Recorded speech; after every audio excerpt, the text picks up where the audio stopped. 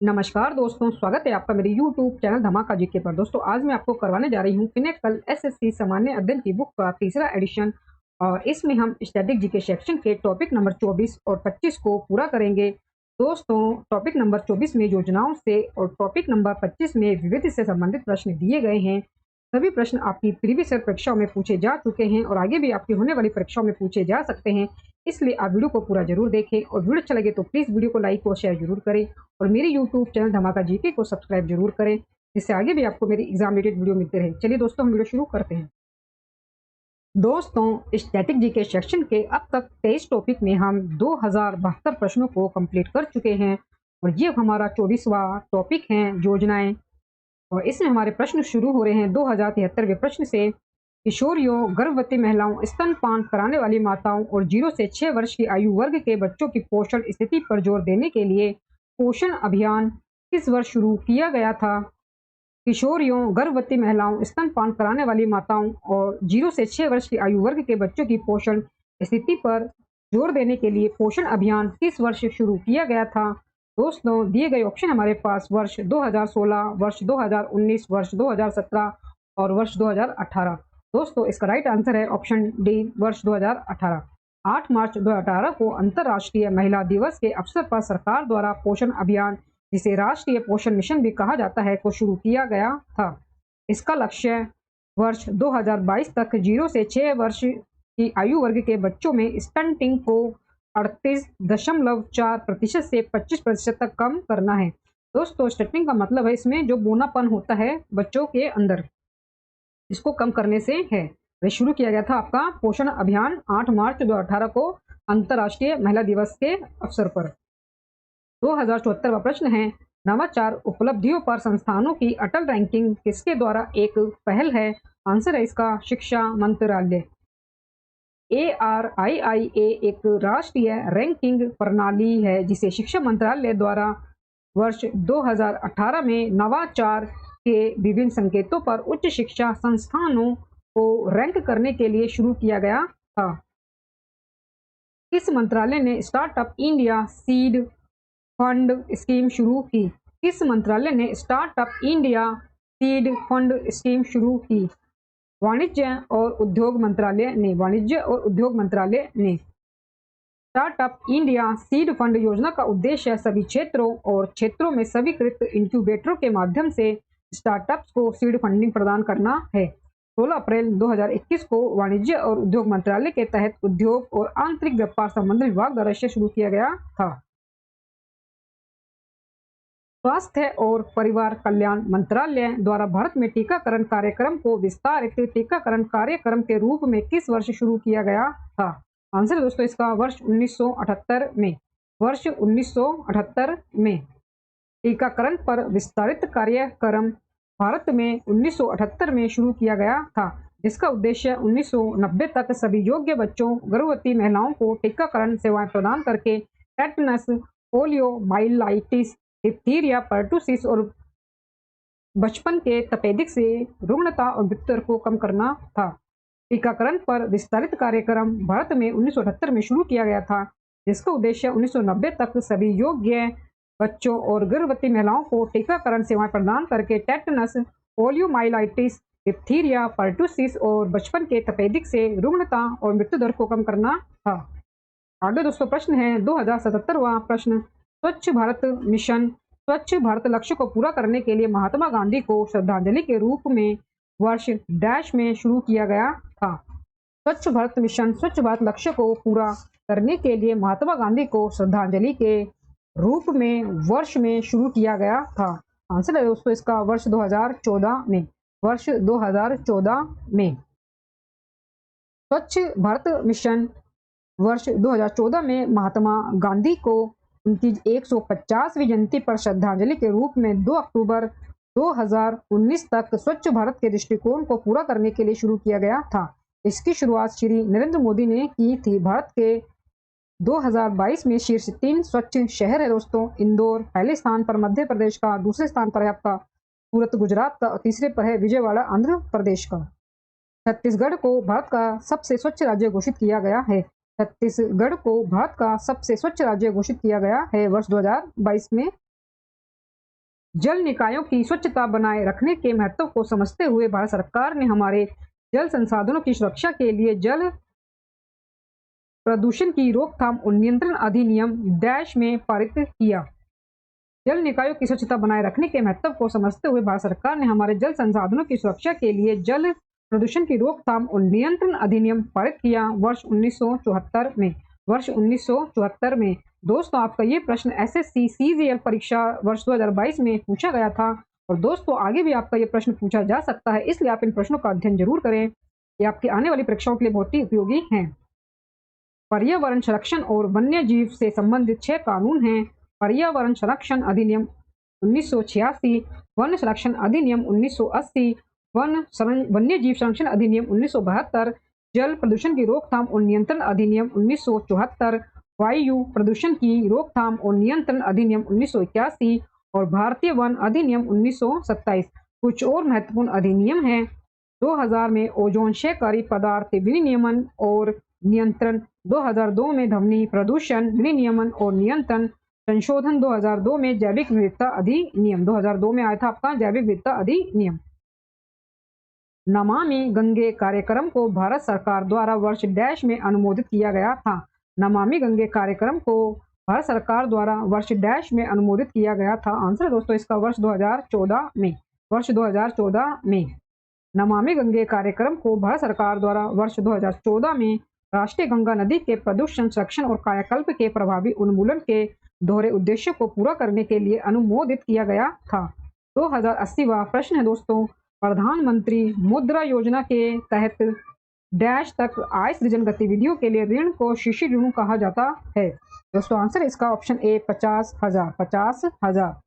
प्रधानमंत्री मुद्रा योजना के तहत रुपए 50,000 तक की आय सृजन गतिविधियों के लिए ऋण को शिशु ऋण कहा जाता है। शिशु ऋण दोस्तों 50,000 तक के ऋण को कहा जाता है। गरीब परिवारों के ग्रामीण युवाओं के कौशल और उत्पादक क्षमता विकसित करके समावेशी विकास प्राप्त करने के उद्देश्य से निम्नलिखित में से कौन सी सरकारी योजना शुरू की गई थी। दोस्तों दिए गए आपके ऑप्शन हैं पंडित दीनदयाल उपाध्याय श्रमेव जयते योजना, मिशन इंद्रधनुष, दीनदयाल उपाध्याय ग्राम ज्योति योजना, दीनदयाल उपाध्याय ग्रामीण कौशल योजना। दोस्तों आंसर इसका ऑप्शन डी, दीनदयाल उपाध्याय ग्रामीण कौशल योजना। दीनदयाल उपाध्याय ग्रामीण कौशल योजना गरीब परिवारों के ग्रामीण युवाओं के कौशल और उत्पादक क्षमता विकसित करके समावेशी विकास प्राप्त करने के उद्देश्य से शुरू की गई थी और इसको लॉन्च किया गया था वर्ष 2014 में क्षेत्र ग्रामीण विकास के लिए। भारत सरकार द्वारा किस वर्ष प्रधानमंत्री अन्नदाता आय संरक्षण अभियान शुरू किया गया था, जिसे हम कहते हैं पीएम आशा अभियान। आंसर इसका दोस्तों ऑप्शन सी, वर्ष 2018 में। वर्ष 2018 में भारत सरकार द्वारा प्रधानमंत्री अन्नदाता आय संरक्षण अभियान यानी कि पीएम आशा शुरू किया गया था। प्रधानमंत्री अन्नदाता आय संरक्षण अभियान पीएम आशा एक छात्र योजना है जिसका उद्देश्य किसानों को उनकी उपज के लिए लाभकारी मूल्य सुनिश्चित करना है। प्रधानमंत्री अन्नदाता आय संरक्षण अभियान एक छात्र योजना है जिसका उद्देश्य किसानों को उनकी उपज के लिए लाभकारी मूल्य सुनिश्चित करना है। शहरी विकास के लिए केंद्र सरकार के कार्यक्रम के लिए निम्नलिखित में से कौन सा संक्षिप्त रूप है। शहरी विकास के लिए केंद्र सरकार के कार्यक्रम के लिए निम्नलिखित में से कौन सा एक संक्षिप्त रूप है। आंसर इसका अमृत। जवाहरलाल नेहरू राष्ट्रीय मिशन नवीकरण मिशन का नाम बदलकर अटल मिशन फॉर कायाकल्प और शहरी परिवर्तन कर दिया गया और फिर जून 2015 में भारत के प्रधानमंत्री नरेंद्र मोदी द्वारा इसे पुनः लॉन्च किया गया। दोस्तों जो इसका पहले नाम था वो था आपका जवाहरलाल नेहरू राष्ट्रीय शहरी नवीकरण मिशन और इसी का नाम बदल कर किया गया है अटल मिशन फॉर कायाकल्प और शहरी परिवर्तन, जैसे हम जानते हैं अमृत के शॉर्ट फॉर्म से। ये शुरू किया गया था जो जून 2015 में प्रधानमंत्री नरेंद्र मोदी के द्वारा इसे पुनः लॉन्च किया गया था इस नए नाम से। 2084वां प्रश्न है, प्रवासी श्रमिकों को सशक्त बनाने और आजीविका के अवसर प्रदान करने के लिए भारत सरकार द्वारा गरीब कल्याण रोजगार अभियान नामक एक विशाल रोजगार सह ग्रामीण लोक निर्माण अभियान कब शुरू किया गया था। दोस्तों आंसर है इसका जून 2020 में। जून 2020 में प्रवासी श्रमिकों को सशक्त बनाने और आजीविका के अवसर प्रदान करने के लिए भारत सरकार के द्वारा गरीब कल्याण रोजगार अभियान नामक एक विशाल रोजगार सह ग्रामीण लोक निर्माण अभियान शुरू किया गया था। 2085वां प्रश्न है दोस्तों, पहाड़ी राज्यों में प्रधानमंत्री आवास योजना ग्रामीण के तहत प्रदान की जाने वाली इकाई सहायता की राशि क्या है? 1.30 लाख। 1.30 लाख। पहाड़ी राज्यों में प्रधानमंत्री आवास योजना ग्रामीण के तहत प्रदान की जाने वाली इकाई सहायता की राशि 1,30,000 रुपए है, यानी कि 1.30 लाख है। और PMAY या प्रधानमंत्री आवास योजना एक सरकारी योजना है जो 2022 तक सभी के लिए आवास उपलब्ध कराने पर केंद्रित है। निम्नलिखित में से किस योजना के तहत सूक्ष्म इकाइयों से संबंधित विकास और पुनर्वित्त गतिविधियों के लिए भारत सरकार द्वारा एक नया संस्थान स्थापित किया गया है? निम्नलिखित में से किस योजना के तहत सूक्ष्म इकाइयों से संबंधित विकास और पुनर्वित्त गतिविधियों के लिए भारत सरकार द्वारा एक नया संस्थान स्थापित किया गया है? दोस्तों आंसर है इसका आपका प्रधानमंत्री मुद्रा योजना। प्रधानमंत्री मुद्रा योजना। प्रधानमंत्री मुद्रा योजना जो कि आपकी 8 अप्रैल 2015 को ये शुरू की गई थी और इसके तहत सूक्ष्म इकाइयों से संबंधित विकास और पुनर्वित्त गतिविधियों के लिए भारत सरकार द्वारा एक नई संस्था की स्थापना की गई है। 3 प्रकार की मुद्रा ऋण योजनाएं हैं, जिनमें है आपकी तरुण 5 लाख से 10 लाख रुपए तक का इसमें ऋण दिया जाता है। किशोर में आपका 50,000 से 5 लाख तक का ऋण दिया जाता है और शिशु में आपका 50,000 तक का ऋण दिया जाता है। तो ये आप जरूर याद रखें। मिशन अंत्योदय एक मिशन मोड परियोजना है जिसकी परिकल्पना किसके द्वारा की गई है? दोस्तों आंसर है इसका ऑप्शन बी, ग्रामीण विकास मंत्रालय। ग्रामीण विकास मंत्रालय। मिशन अंत्योदय ग्रामीण विकास मंत्रालय द्वारा परिकल्पित एक मिशन मोड परियोजना है। मिशन अंत्योदय एक अभिसरण और जवाबदेही ढांचा है जिसका लक्ष्य संसाधनों का इष्टतम उपयोग और प्रबंधन करना है। इसे केंद्रीय बजट 2017 से 18 में अपनाया गया था। इसे केंद्रीय बजट 2017 से 18 में अपनाया गया था। प्रधानमंत्री मुद्रा योजना की किशोर योजना के तहत बैंक ऋण की अधिकतम अनुमानित राशि क्या है? 5 लाख रुपए। 5 लाख रुपए। प्रधानमंत्री मुद्रा योजना की किशोर योजना के तहत स्वीकार्य बैंक ऋण की अधिकतम राशि 5 लाख है। 3 प्रकार की मुद्रा ऋण योजनाएं हैं, अर्थात तरुण जिसमें 5 से 10 लाख रुपए तक का ऋण दिया जाता है, किशोर जिसमें 50,000 से लेकर 5 लाख रुपए तक का ऋण दिया जाता है और शिशु में आपका 50,000 रुपए तक का ऋण इसका दिया जाता है। और इसकी शुरुआत 8 अप्रैल 2015 को हुई थी प्रधानमंत्री मुद्रा योजना की। निम्नलिखित योजनाओं में से कौन सी ब्रॉडबैंड इंटरनेट सेवाओं के तेजी लाने में मदद करने के उद्देश्य से है? पीएम वाणी। पीएम वाणी। पीएम वाणी ढांचा सार्वजनिक वाईफाई हॉटस्पॉट प्रदाताओं के माध्यम से ब्रॉडबैंड के प्रावधान की परिकल्पना करता है। इसमें public data office PDO, public data office aggregator PDO, app provider और सेंट्रल रजिस्ट्री जैसे तत्व शामिल होंगे।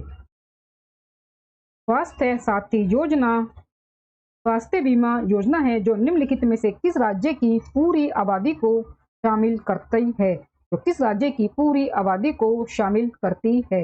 दोस्तों आंसर है इसका पश्चिम बंगाल। पश्चिम बंगाल। स्वास्थ्य साथी योजना स्वास्थ्य बीमा योजना है। स्वास्थ्य साथी योजना स्वास्थ्य बीमा योजना है जो पश्चिम बंगाल की पूरी आबादी को शामिल करती है। इस योजना के तहत प्रत्येक परिवार के लिए तृतीयक और माध्यमिक चिकित्सा देखभाल दोनों के लिए 5 लाख रुपए तक का बुनियादी स्वास्थ्य बीमा कवर प्रदान किया जाता है। आगे दोस्तों प्रश्न है 2091 प्रश्न, सांसदों द्वारा गांवों को गोद लेने के मुद्दे के संबंध में SAGY नाम की एक योजना शुरू की गई थी। SAGY में ए का क्या अर्थ है? SAGY में ए का क्या अर्थ है? दोस्तों आंसर है इसका आदर्श। आंसर है इसका आदर्श। सांसदों द्वारा गांवों को गोद लेने के संबंध में SAGY नाम की एक योजना शुरू की गई थी। SAGY में ए का मतलब आदर्श है। सांसद आदर्श ग्राम योजना। सांसद आदर्श ग्राम योजना ये इसका आपका संक्षेप जो है रूप का ये विस्तार आपको रूप दिया गया है, सांसद आदर्श ग्राम योजना। भारत सरकार की ये एक पहल है जिसे ग्रामीण बुनियादी ढांचे के विकास और विकास के लिए लागू किया गया है। अमृत योजना 2015 में स्वच्छता कार्यक्रम के तहत शुरू की गई। अमृत का पूर्ण रूप क्या है? आंसर है दोस्तों इसका option A, Atal mission for rejuvenation and urban transformation. Atal mission for rejuvenation and urban transformation, ये इसका विस्तार रूप है।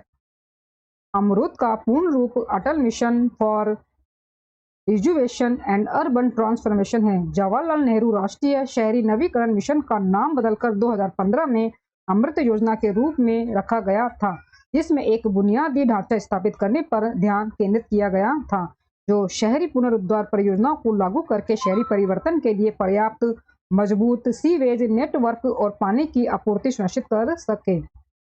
भारत में स्किल इंडिया मिशन की प्रमुख योजना कब शुरू की गई थी? आंसर है दोस्तों इसका वर्ष 2015 में। कौशल भारत मिशन की प्रमुख योजना वर्ष 2015 में शुरू की गई थी। प्रधानमंत्री कौशल विकास योजना राष्ट्रीय कौशल विकास निगम द्वारा कार्यान्वित कौशल विकास और उद्यमिता मंत्रालय की एक प्रमुख योजना है। दोस्तों, मेरी वीडियो में दी गए कंटेंट अगर आपको पसंद आ रहा हो तो प्लीज मेरी वीडियो को लाइक और शेयर जरूर करें और मेरी यूट्यूब चैनल धमाका जीके को सब्सक्राइब जरूर करें, जिससे आगे भी आपको मेरी एग्जाम रिलेटेड वीडियो मिलते रहे। दोस्तों, आगे हमारे पास प्रश्न है 2094 प्रश्न। युवा मामले और खेल मंत्रालय द्वारा किस वर्ष टारगेट ओलंपिक पोडियम स्कीम यानी कि टॉप्स तैयार की गई थी? युवा मामले और खेल मंत्रालय द्वारा किस वर्ष target Olympic podium scheme tops तैयार की गई थी? आंसर इसका वर्ष 2014 में। टारगेट ओलंपिक पोडियम स्कीम यानी कि जो टॉप्स है वो वर्ष 2014 में युवा मामले और खेल मंत्रालय द्वारा तैयार की गई थी। टॉप्स जो ये योजना है इसमें चयनित एथलीटों को सहायक स्टाफ और प्रशिक्षण कर्मियों, खेल मनोवैज्ञानिकों, फिजियोथेरेपिस्ट आदि के साथ प्रति माह 50,000 रुपए की प्रत्यक्ष वित्तीय सुविधा प्रदान की जाती है। सोसाइटी पंजीकरण अधिनियम 1860 के तहत राष्ट्रीय स्वच्छ गंगा मिशन को किस वर्ष तक एक सोसाइटी के रूप में पंजीकृत किया गया है? दोस्तों, आंसर है इसका वर्ष 2011 तक। वर्ष 2011 तक राष्ट्रीय स्वच्छ गंगा मिशन राष्ट्रीय गंगा नदी बेसिन प्राधिकरण का कार्यान्वयन विंग है। यह मूल रूप से पर्यावरण, वन और जलवायु परिवर्तन मंत्रालय द्वारा 12 अगस्त 2011 को सोसाइटी पंजीकरण अधिनियम 1860 के तहत गठित एक पंजीकृत सोसाइटी है। प्रधानमंत्री द्वारा हर घर जल के लक्ष्य के साथ जल जीवन मिशन कब शुरू किया गया था? वर्ष 2019 में। वर्ष 2019 में हर घर जल के लक्ष्य के साथ प्रधानमंत्री द्वारा शुरू किया गया जल जीवन मिशन था। जल जीवन मिशन सभी को पाइप से पानी उपलब्ध कराने की सरकार की प्रमुख योजना अगस्त 2019 में लॉन्च होने के बाद से 23 महीनों के भीतर पूरे भारत में कम से कम 1 लाख गांवों में हर घर में नल का पानी उपलब्ध कराने का मील का पत्थर हासिल कर लिया है। दोस्तों, आगे हमारे पास प्रश्न। ऑनलाइन बुनियादी ढांचे में सुधार और इंटरनेट कनेक्टिविटी बढ़ाकर नागरिकों को इलेक्ट्रॉनिक रूप से सरकारी सेवाएं देने के उद्देश्य से निम्नलिखित में से कौन सी सरकारी योजना शुरू की गई थी?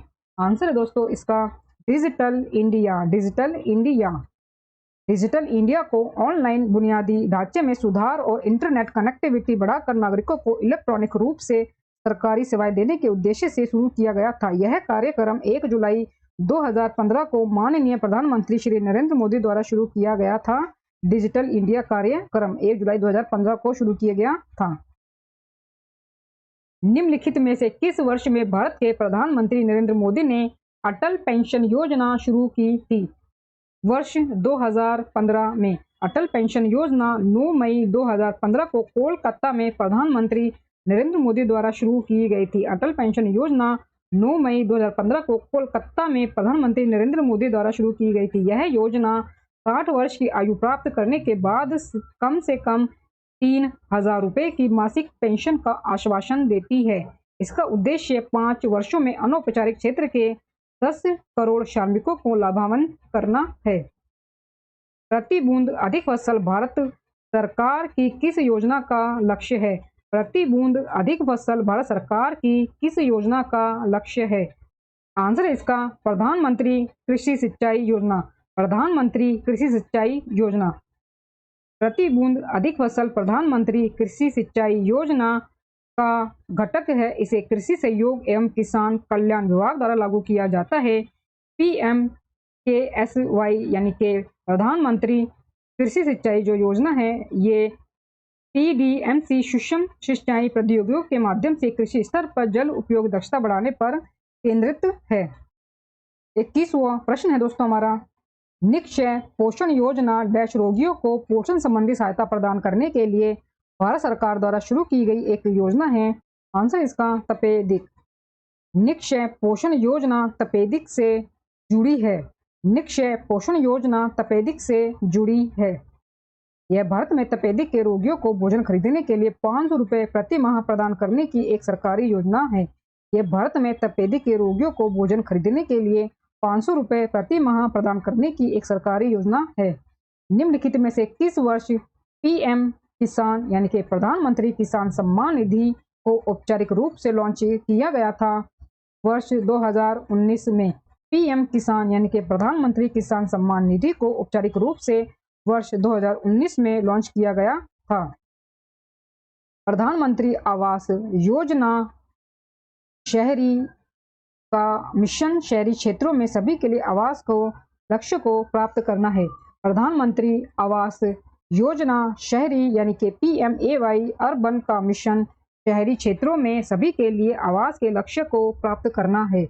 आंसर इसका वर्ष 2022। प्रधानमंत्री आवास योजना यानी कि जो शहरी मिशन है वो 25 जून 2015 को शुरू किया गया था, जो वर्ष 2022 तक शहरी क्षेत्रों में सभी के लिए आवास उपलब्ध कराने का इरादा रखती है, लक्ष्य रखती है। प्रधानमंत्री सुरक्षा बीमा योजना के अंतर्गत दुर्घटना में मृत्यु के लिए बीमा कवर की कितनी राशि उपलब्ध होती है? 2 लाख रुपए। प्रधानमंत्री सुरक्षा बीमा योजना आकस्मिक मृत्यु और स्थायी पूर्ण विकलांगता के लिए 2 लाख रुपए और स्थायी आंशिक विकलांगता के लिए 1 लाख रुपए तक का जीवन बीमा प्रदान करती है।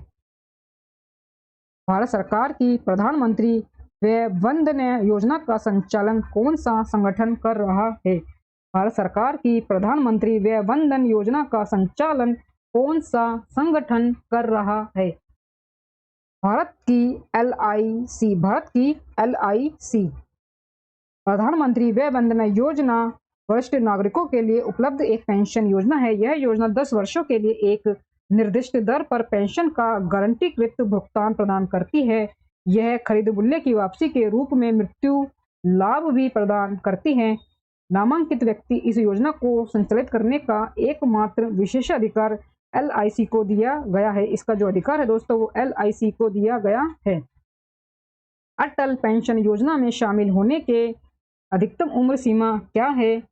दोस्तों आंसर इसका ऑप्शन डी 40 वर्ष। 40 वर्ष।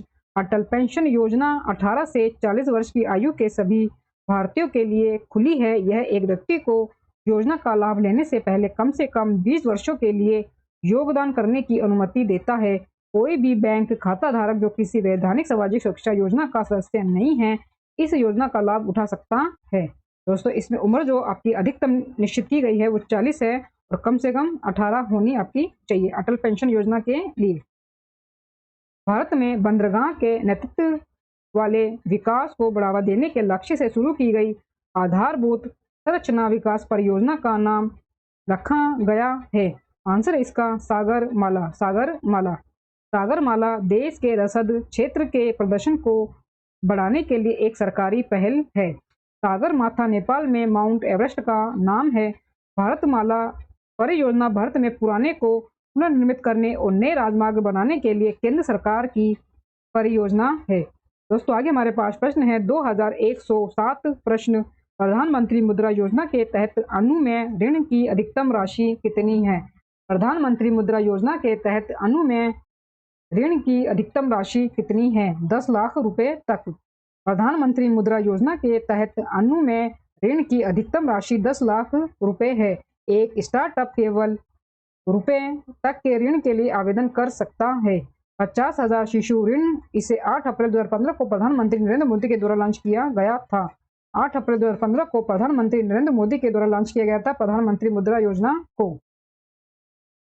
अटल पेंशन योजना के तहत मासिक पेंशन की न्यूनतम राशि कितनी है? अटल पेंशन योजना के तहत मासिक पेंशन की न्यूनतम राशि कितनी है? आंसर है इसका रुपए 1,000 रुपए तक। अटल पेंशन योजना भारत के नागरिकों के लिए एक पेंशन योजना है जो असंगठित क्षेत्र के श्रमिकों पर केंद्रित है।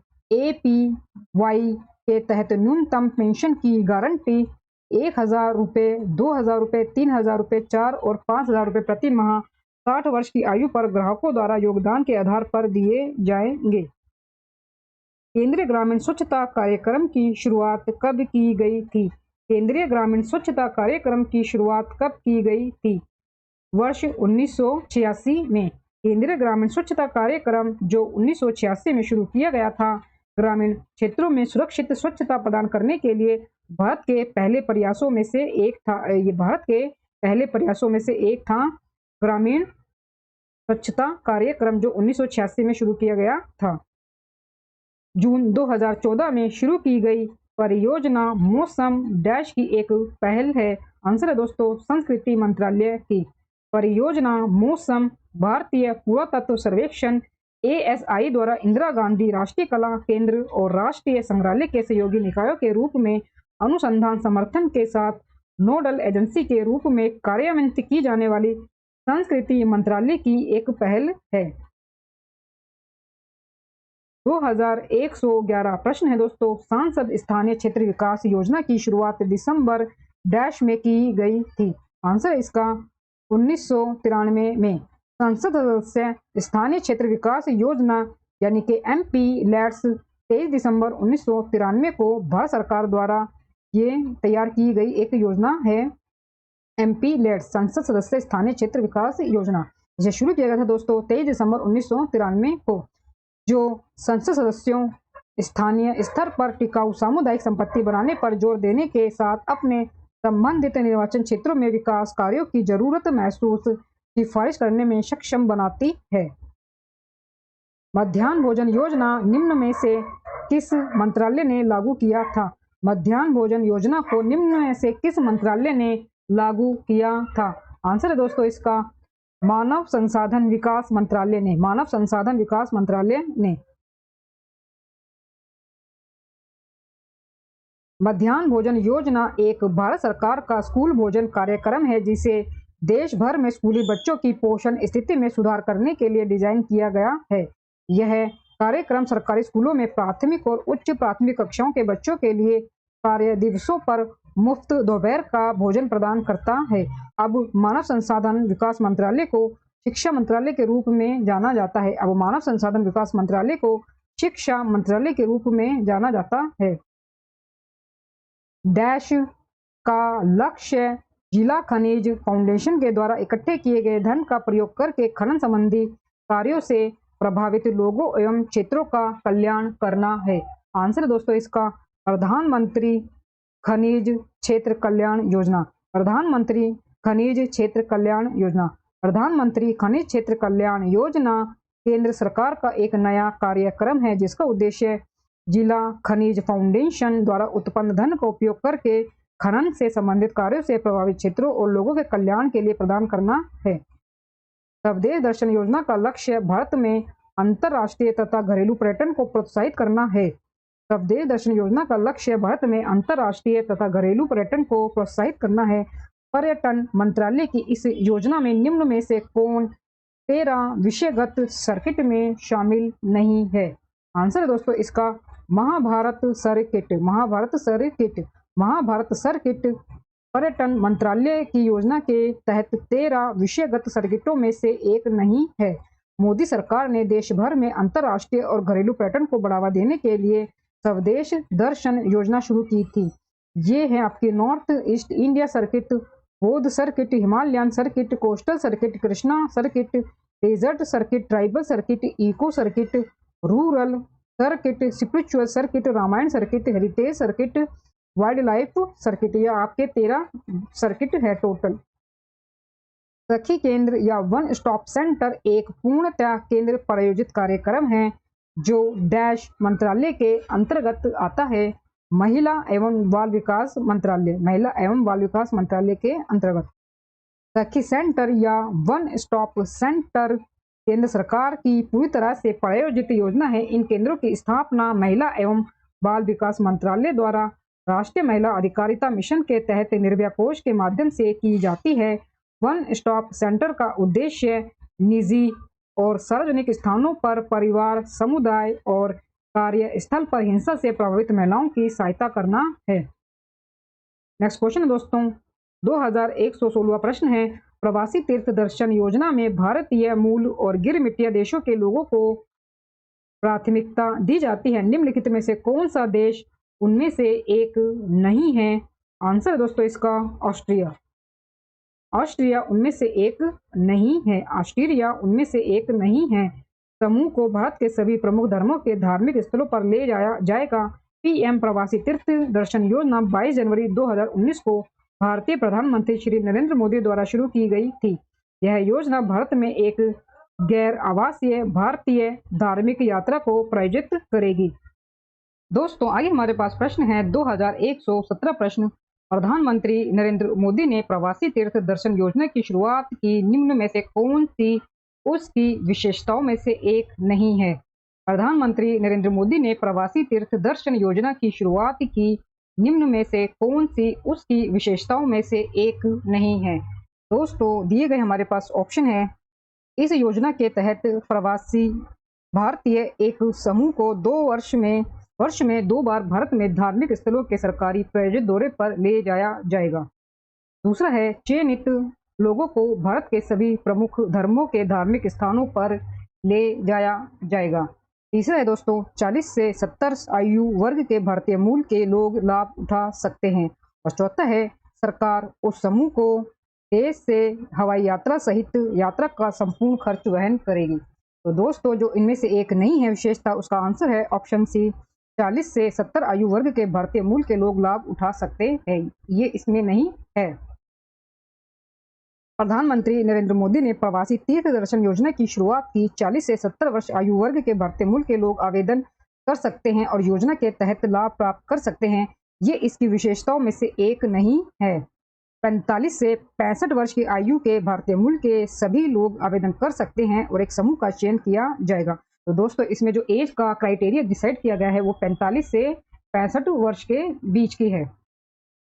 निम्नलिखित में से किसने अपने नौकरशाही कैरियर में भारत सरकार के मुख्य आर्थिक सलाहकार, भारतीय रिजर्व बैंक के गवर्नर और योजना आयोग के सभी प्रमुख 3 पदों पर कार्य किया है? आंसर दोस्तों इसका मनमोहन सिंह ने अपने नौकरशाही कैरियर में भारत सरकार के प्रमुख आर्थिक सलाहकार, भारतीय रिजर्व बैंक के गवर्नर और योजना आयोग के प्रमुख 3 पदों पर कार्य किया है। दोस्तों अब आगे हमारे पास विविध से संबंधित प्रश्न दिए गए हैं और ये हमारा 25वां टॉपिक है स्टैटिक जीके सेक्शन में। और दोस्तों ये हमारा अंतिम टॉपिक भी है स्टैटिक जीके सेक्शन में। इसमें हमारे प्रश्न शुरू हैं दोस्तों 2119वें प्रश्न से, निम्नलिखित में से किसने शिलोंग चैम्बर कोयर की स्थापना की? निम्नलिखित में से किसने शिलोंग चैम्बर कोयर की स्थापना की?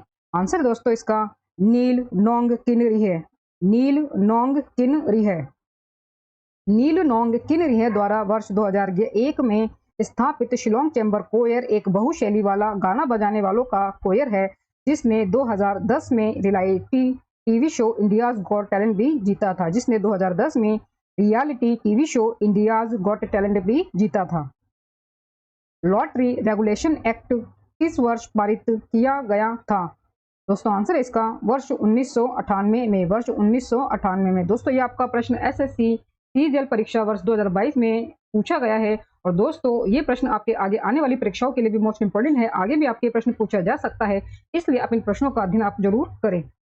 1998 में लॉटरी रेगुलेशन एक्ट पारित हुआ। लॉटरी नियमन अधिनियम 1998 कानून का एक महत्वपूर्ण हिस्सा है, जो भारत में लॉटरी आयोजित करने के लिए केंद्र सरकार के लिए संपूर्ण दिशा निर्देश देता है। लॉटरी विनियमन अधिनियम 1998 की धारा 12 के तहत राज्यों को भी अपने नियम बनाने का अधिकार है। तो दोस्तों जो लॉटरी अधिनियम एक्ट है ये पारित किया गया था आपका 1998 में। निम्नलिखित में से कौन मवेशियों की एक स्वदेशी डेयरी नस्ल है? निम्नलिखित में से कौन एक मवेशियों की स्वदेशी डेयरी नस्ल है? रेड सिंधी। आंसर है दोस्तों इसका रेड सिंधी यानी कि लाल सिंधी। रेड सिंधी पाकिस्तान के सिंध प्रांत से उत्पन्न होने वाली एक प्रतिष्ठित गर्मी सहनशील दुधारू पशु नस्ल है। चिप्पी राई दक्षिण भारत में तमिलनाडु के साय साउथम की एक नस्ल है। चिप्पी राई दक्षिण भारत में तमिलनाडु के सायथाउंड की एक नस्ल है। कन्नी कुत्ते की एक दुर्लभ स्वदेशी दक्षिण भारतीय नस्ल है। कोम्बाई या पालीगर कुत्ता तमिलनाडु का मूल नस्ल वाला कुत्ता है। नेक्स्ट क्वेश्चन है दोस्तों, डैश उन भाषाओं में से एक है जिसमें एक समकालीन भारतीय मुद्रा नोट के पीछे मूल्य वर्ग मुद्रित होता है। आंसर है इसका नेपाली। नेपाली उन भाषाओं में से एक है जो भारतीय मुद्रा नोट पर मुद्रित की जाती है। सिंहली एक इंडो आर्यन भाषा है जो मुख्य रूप से श्रीलंका के सिंहली लोगों द्वारा बोली जाती है। जोंगखा भूटान में बोली जाने वाली एक चीनी तिब्बती भाषा है। बर्मी म्यांमार में बोली जाने वाली एक चीनी तिब्बती भाषा है। 2123वां प्रश्न है दोस्तों, बिजली अधिनियम 2003 की धारा 141 के अनुसार सार्वजनिक लैंप को बुझाने का जुर्माना डैश तक बढ़ाया जा सकता है। आंसर है दोस्तों इसका 2000 रुपये तक। 2000 रुपये तक। बिजली अधिनियम 2003 की धारा 141 के अनुसार सार्वजनिक लैंप को बुझाने के लिए जुर्माना 2000 रुपये तक बढ़ाया जा सकता है। विद्युत अधिनियम 2003 भारत की संसद का एक अधिनियम है जिसे भारत में बिजली क्षेत्र को बदलने के लिए अधिनियमित किया गया है। भारतीय मानक ब्यूरो BIS-IS 10,500/2012 के अनुसार पीने योग्य पानी में मैलापन टर्बिडिटी की अधिकतम अनुमेय सीमा क्या है? 5 NTU। 5 NTU। भारतीय मानक ब्यूरो BIS-IS 10,500/2012 के अनुसार पीने योग्य पानी में मैलापन की अधिकतम अनुमेय सीमा 5 NTU है। NTU का पूर्ण रूप है नेफेलोमेट्रिक टर्बिडिटी यूनिट है, अर्थात वह इकाई जिसका उपयोग किसी तरल पदार्थ की मैलापन या पानी में लंबित कणों की उपस्थिति को मापने के लिए किया जाता है। मट मैलापन टर्बिडिटी पानी के धुंधलेपन का एक मापन है। एक मानक सिलिका पैमाने पर पीने के पानी के लिए मैलापन का अनुमेय मूल्य 10 ppm है। 10 ppm है। राष्ट्रीय शहरी स्वच्छता नीति के तहत एक शहर जो 34 और 66 के बीच अंक प्राप्त करता है और जिसमें काफी सुधार की आवश्यकता होती है वह रंग कोडित डैश है। तो वह कौन से रंग से दर्शाया जाता है दोस्तों? आंसर है इसका काले रंग से। काला काफी सुधार की आवश्यकता है। ब्लैक में जो दर्शाया जाता है दोस्तों उसमें काफी सुधार की आवश्यकता है और जिसका पैमाना होता है 34 से लेकर 66 तक। लाल जो है ये दर्शाता है दोस्तों शहरों को तत्काल उपचारात्मक कार्रवाई की आवश्यकता है और ये आपका इसका मानक है 35। और नीला जो है ये ठीक हो रहा है दर्शाता है लेकिन अभी भी रोगग्रस्त है जो कि आपका 67 से 90 तक है। और हरा जो दर्शाता है वो स्वस्थ और स्वच्छ शहर को दर्शाता है जो कि 91 से लेकर 100 तक के बीच आते हैं। 91 से लेकर 100 तक के बीच आते हैं। निम्नलिखित में से कौन अप्रैल 2021 तक भारत का सबसे बड़ा गुंबद है? आंसर है इसका गोल गुंबज। गोल गुंबज। गोल गुंबज कर्नाटक के बीजापुर में स्थित है जो भारत का सबसे बड़ा गुंबद है। मोहम्मद आदिल शाह के इस मकबरे का निर्माण 1656 में दाबुल के वास्तुकार याकूत ने करवाया था। गोल गुंबज कर्नाटक के बीजापुर में स्थित है जो भारत का सबसे बड़ा गुंबद है। मोहम्मद आदिल शाह के इस मकबरे का निर्माण 1656 में दाबुल के वास्तुकार याकूत ने करवाया था। अलाई दरवाजा का निर्माण अलाउद्दीन खिलजी ने 1311 में कुतुब मीनार परिसर दिल्ली भारत में किया था। 2.5 दिन का झोपड़ा अजमेर में स्थित कुतुबुद्दीन ऐबक द्वारा 1199 में यानी कि 1199 में बनाया गया था। पाकिस्तान के लाहौर शहर में स्थित दाता दरबार दक्षिण एशिया का सबसे बड़ा सूफी दरगाह है। पाकिस्तान के लाहौर में स्थित दाता दरबार दक्षिण एशिया का सबसे बड़ा सूफी दरगाह है। अगला प्रश्न दोस्तों, संयुक्त राष्ट्र सतत विकास लक्ष्य 6 डैश का प्रयास करता है। संयुक्त राष्ट्र के सतत विकास लक्ष्यों के जो 6 है ये आपका डैश का प्रयास करता है। दोस्तों आंसर है इसका ऑप्शन डी, सभी के लिए पानी और स्वच्छता की उपलब्धता और टिकाऊ प्रबंधन सुनिश्चित करना। ये आपका जो संयुक्त राष्ट्र सतत विकास लक्ष्य 6 है ये उसको बताता है। सभी के लिए पानी और स्वच्छता की उपलब्धता और टिकाऊ प्रबंधन सुनिश्चित करना इसमें होता है। संयुक्त राष्ट्र सतत विकास लक्ष्य जो 6 है, ये सभी के लिए पानी और स्वच्छता की उपलब्धता और सतत प्रबंधन सुनिश्चित करने का प्रयास करता है। निम्नलिखित में से कौन भारत के पूर्व राष्ट्रपति नहीं है? विश्वनाथ प्रताप सिंह। विश्वनाथ प्रताप सिंह भारत के पूर्व राष्ट्रपति नहीं हैं। विश्वनाथ प्रताप सिंह 1989 से 1990 तक भारत के 8वें प्रधानमंत्री थे। विश्वनाथ प्रताप सिंह 1989 से 1990 तक भारत के 8वें प्रधानमंत्री थे। अगला प्रश्न दोस्तों, संयुक्त राष्ट्र के सतत विकास लक्ष्यों के संदर्भ में निम्नलिखित में से कौन सा लक्ष्य संख्या 1 है? कौन सा ऐसा है जो संख्या लक्ष्य 1 को दर्शाता है?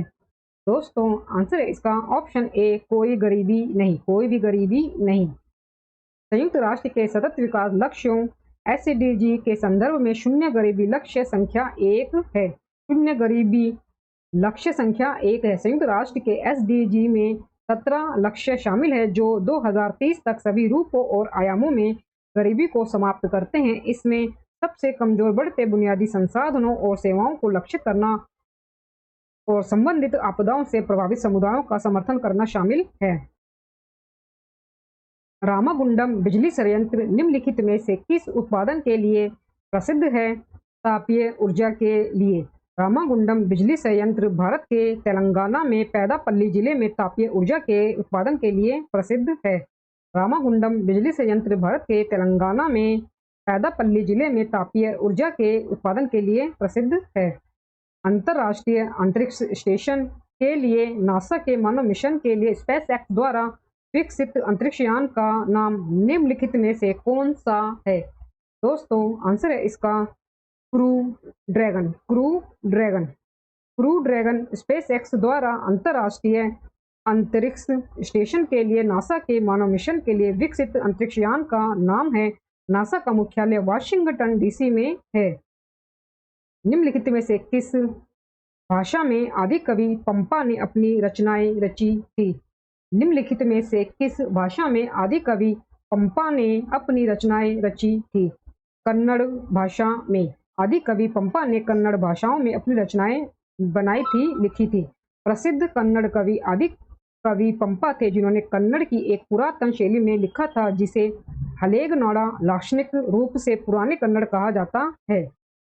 अगला प्रश्न दोस्तों, क्षेत्रफल की दृष्टि से निम्नलिखित में से कौन सा भारत का सबसे छोटा केंद्र शासित प्रदेश है? निम्नलिखित में से क्षेत्रफल की दृष्टि से भारत का कौन सा सबसे छोटा केंद्र शासित प्रदेश है? आंसर है इसका लक्षद्वीप। लक्षद्वीप। लक्षद्वीप क्षेत्रफल की दृष्टि से भारत का सबसे छोटा केंद्र शासित प्रदेश है। इसमें 36 द्वीप है जिनका क्षेत्रफल 32 वर्ग किलोमीटर है। राजधानी इसकी कावारत्ती है और इसका गठन 1 नवंबर 1956 को हुआ था लक्षद्वीप का। अगला प्रश्न दोस्तों, डैश एक चिकित्सा उपकरण है जिसका उपयोग शरीर के भीतर उत्पन्न होने वाली ध्वनियों को सुनने के लिए किया जाता है, मुख्यतः हृदय या फेफड़ों में। आंसर है दोस्तों इसका स्टेथोस्कोप। स्टेथोस्कोप। स्टेथोस्कोप एक चिकित्सा उपकरण है जिसका उपयोग शरीर के भीतर मुख्यतः हृदय या फेफड़ों में उत्पन्न होने वाली ध्वनियों को सुनने के लिए किया जाता है। पेरिस्कोप एक ऑप्टिकल उपकरण है जो एक ट्यूब के माध्यम से छवियों को प्रतिबिंबित करने के लिए प्रिज्म लेंस या दर्पण की एक प्रणाली का उपयोग करता है। और कैलिडोस्कोप ऑप्टिकल उपकरण जिसमें दर्पण होते हैं जो एक दर्शक के माध्यम से सममित ज्यामितीय डिजाइन में रंगीन कांच पर पड़ने वाली छवियों को दर्शाता है। और टेलीस्कोप जो है वो दूर की वस्तुओं के आवर्धित चित्र बनाने के लिए उपयोग किया जाने वाला एक उपकरण है। दोस्तों अगला प्रश्न है हमारे पास 2135वां प्रश्न, भारत का राष्ट्रीय विरासत पशु कौन सा है? आंसर है इसका हाथी। हाथी को वर्ष 2010 में भारत का राष्ट्रीय विरासत पशु घोषित किया गया था। प्रोजेक्ट हाथी भारत सरकार द्वारा वर्ष 1992 में शुरू किया गया था। प्रोजेक्ट जो हाथी है दोस्तों वो भारत सरकार द्वारा वर्ष 1992 में शुरू किया गया था। फीफा विश्व कप 2026 कहाँ आयोजित होने वाला है? फीफा विश्व कप 2026 कहाँ आयोजित होने वाला है? आंसर है दोस्तों इसका अमेरिका, कनाडा, मैक्सिको की संयुक्त मेजबानी में।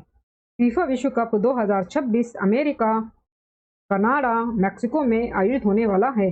फीफा विश्व कप 2022 आपका कतर में हुआ था। फेडरेशन इंटरनेशनल दी फुटबॉल एसोसिएशन फीफा के अध्यक्ष जो हैं मोहम्मद बिन सुलाइम हैं। मुख्यालय इसका ज्यूरिख स्विट्जरलैंड में है और इसकी स्थापना 1904 में हुई थी फीफा की। नागर मंदिरों में आम तौर पर वास्तुकला की डैश शैली होती है। उत्तर भारतीय शैली। नागर मंदिरों में आमतौर पर उत्तर भारतीय शैली की वास्तुकला है। भारत में नागर शैली के मंदिर हैं सूर्य मंदिर कोणार्क ओडिशा में, मोढेरा में सूर्य मंदिर गुजरात में और ओसियन मंदिर गुजरात में। निम्नलिखित में से किस वर्ष में भारत के राष्ट्रीय अभिलेखागार की स्थापना की गई थी? निम्नलिखित में से किस वर्ष में भारत के राष्ट्रीय अभिलेखागार की स्थापना की गई थी? 1891 में भारत के राष्ट्रीय अभिलेखागार की स्थापना 11 मार्च 1891 को कोलकाता में इंपीरियल रिकॉर्ड विभाग के रूप में की गई थी। यह दक्षिण एशिया में सबसे बड़ा अभिलेखीय भंडार है। यह दक्षिण एशिया में सबसे बड़ा अभिलेखीय भंडार है और जो इसकी स्थापना है वो 11 मार्च 1891 को की गई थी कलकत्ता में इंपीरियल रिकॉर्ड विभाग के रूप में राष्ट्रीय अभिलेखागार की। यूनिक ट्रांजैक्शन रेफरेंस संख्या एक डैश कोड है जो आरटीजीएस प्रणाली में लेन देन की विशिष्ट पहचान करने के लिए उपयोग किया जाता है। आंसर है दोस्तों इसका 22। आंसर होगा इसका 22। यूनिक ट्रांजैक्शन रेफरेंस संख्या एक 22 अक्षर का कोड है जिसका इस्तेमाल आरटीजीएस सिस्टम में किसी लेन देन की विशिष्ट पहचान के लिए किया जाता है। यूनिक ट्रांजैक्शन रेफरेंस संख्या एक 22 अक्षर का कोड है जिसका इस्तेमाल आरटीजीएस सिस्टम में किसी लेन देन की विशिष्ट पहचान के लिए किया जाता है। निम्नलिखित में से कौन सा विज्ञान का अनुप्रयोग जैसे भौतिकी, रसायन विज्ञान, जीव विज्ञान, कंप्यूटर और इंजीनियरिंग कानून के मामलों के लिए नागरिक जांच के विभिन्न तथ्यों की पहचान करने के लिए है? आंसर है दोस्तों इसका forensic science. Forensic science. Forensic विज्ञान अपराधों की जांच करने या अदालत में पेश किए जा सकने वाले सबूतों की जांच करने के लिए वैज्ञानिक तरीकों या विशेषज्ञता का उपयोग है। फॉरेंसिक विज्ञान में फिंगरप्रिंट और डीएनए विश्लेषण से लेकर एंथ्रोपोलॉजी और वन्यजीव फॉरेंसिक तक विविध प्रकार के विषय शामिल है। निम्नलिखित में से होम्योपैथी के संस्थापक कौन थे? आंसर है इसका Samuel Hahnemann. Samuel Hahnemann homeopathy के संस्थापक थे। डॉक्टर हैनीमैन ने होम्योपैथी इलाज के कानून को सिमिलीबस क्यूरेंटूर या लाइक योर लाइक के रूप में परिभाषित किया। इसका अर्थ यह हुआ कि जिस औषधि से स्वस्थ व्यक्ति में लक्षण उत्पन्न होते हैं वह रोगग्रस्त अवस्था में व्यक्ति द्वारा प्रकट होने पर समान लक्षणों वाले रोगियों को ठीक कर देता है। सिखों का प्रसिद्ध तीर्थ स्थल हरमंदिर साहिब कहाँ स्थित है? अमृतसर में। सिखों का प्रसिद्ध तीर्थ स्थल श्री हरमंदिर साहिब स्वर्ण मंदिर अमृतसर में स्थित है। गुरुद्वारा का निर्माण चौथे सिख गुरु रामदास ने 1577 में किया था। 1604 में गुरु अर्जन ने आदि ग्रंथ की एक प्रति हरमंदिर साहिब में रखी थी। अगला प्रश्न दोस्तों, सिम्बैक्स निम्नलिखित में से किस देश के रक्षा बलों के बीच आयोजित एक सैन्य अभ्यास है? आंसर इसका भारत और सिंगापुर के बीच। सिम्बैक्स भारत और सिंगापुर के रक्षा बलों के बीच आयोजित एक सैन्य अभ्यास है। सिम्बैक्स भारत और सिंगापुर के बीच रक्षा बलों के बीच आयोजित एक सैन्य अभ्यास है। दोस्तों कुछ सैन्य अभ्यास हमें दिए गए हैं जिसमें भारत और जो थाईलैंड है इनके सैन्य अभ्यास का नाम है मैत्री और निगम। भारत और अमेरिका के बीच होने वाले सैन्य अभ्यास का नाम है वज्र प्रहार और युद्ध अभ्यास। वज्र प्रहार और युद्ध अभ्यास। और भारत और श्रीलंका के बीच होने वाले युद्ध अभ्यास का नाम है मित्र शक्ति। निम्नलिखित में से कौन मनोविश्लेषण के क्षेत्र के संस्थापक है? Sigmund Freud. सिगमंड फ्रॉयड मनोविश्लेषण के क्षेत्र के संस्थापक सिगमंड फ्रॉयड है। पक्षियों के वैज्ञानिक अध्ययन को डैश कहा जाता है? ऑर्निथोलॉजी। ऑर्निथोलॉजी पक्षियों के वैज्ञानिक अध्ययन को ऑर्निथोलॉजी कहते हैं। पोमोलॉजी फलों और उसकी खेती का अध्ययन करती है। पोमोलॉजी फल और उसकी खेती का अध्ययन करते हैं। इचिथोलॉजी मछली का अध्ययन है। जेरंटोलॉजी उम्र बढ़ने के शारीरिक पहलुओं के साथ साथ उम्र बढ़ने के मानसिक और सामाजिक प्रभावों का अध्ययन है। निम्नलिखित में से कौन सबसे लंबे पंखों वाला सबसे बड़ा समुद्री पक्षी है? Albatross. Albatross wandering albatross 11 feet तक सबसे लंबे पंखों वाला सबसे बड़ा समुद्री पक्षी है। उलोंग एक प्रकार है, उलोंग देश का एक प्रकार है, तो ये चाय है। उलोंग जो है ये चाय का एक प्रकार है, यह एक पारंपरिक अर्ध ऑक्सीडाइज्ड चीनी चाय है। उलोंग दोस्तों एक चाय का प्रकार है, एक टाइप है। डैश चिकित्सा में धातु की एक छोटी प्लेट या सुई जैसा एक उपकरण होता है जो उपचार या सर्जरी के लिए एक उपकरण से रोगी तक बिजली पहुंचाता है। दोस्तों आंसर है इसका एक इलेक्ट्रोड। एक इलेक्ट्रोड। इलेक्ट्रोड एक छोटी धातु की प्लेट या सुई जैसा एक उपकरण है जो किसी उपकरण से बिजली को मरीज तक इलाज या सर्जरी के लिए ले जाता है। वेंचुरीमीटर एक प्रकार का प्रवाह मापी है जो बर्नौली समीकरण के सिद्धांत पर कार्य करता है। इलेक्ट्रोलाइट्स हमारे रक्त और शरीर के अन्य तरल पदार्थों में खनिज होते हैं जो विद्युत आवेश को वहन करते हैं। मैकमीटर एक विमान में एक उपकरण है जो एयर स्पीड को मैक संख्या के रूप में दर्शाता है। मैकमीटर एक विमान में एक उपकरण है जो एयर स्पीड को मैक संख्या के रूप में दर्शाता है। दोस्तों अगला प्रश्न है 2149 हुआ हमारे पास प्रश्न। निम्नलिखित में से कौन एक उड़ानहीन पक्षी है? कीवी। कीवी एक उड़ानहीन पक्षी है। इसके पंख छोटे होते हैं लेकिन ये उड़ नहीं सकते। यह दुनिया का एकमात्र ऐसा पक्षी है जिसकी चोंच के सिरे पर नथुने होते हैं।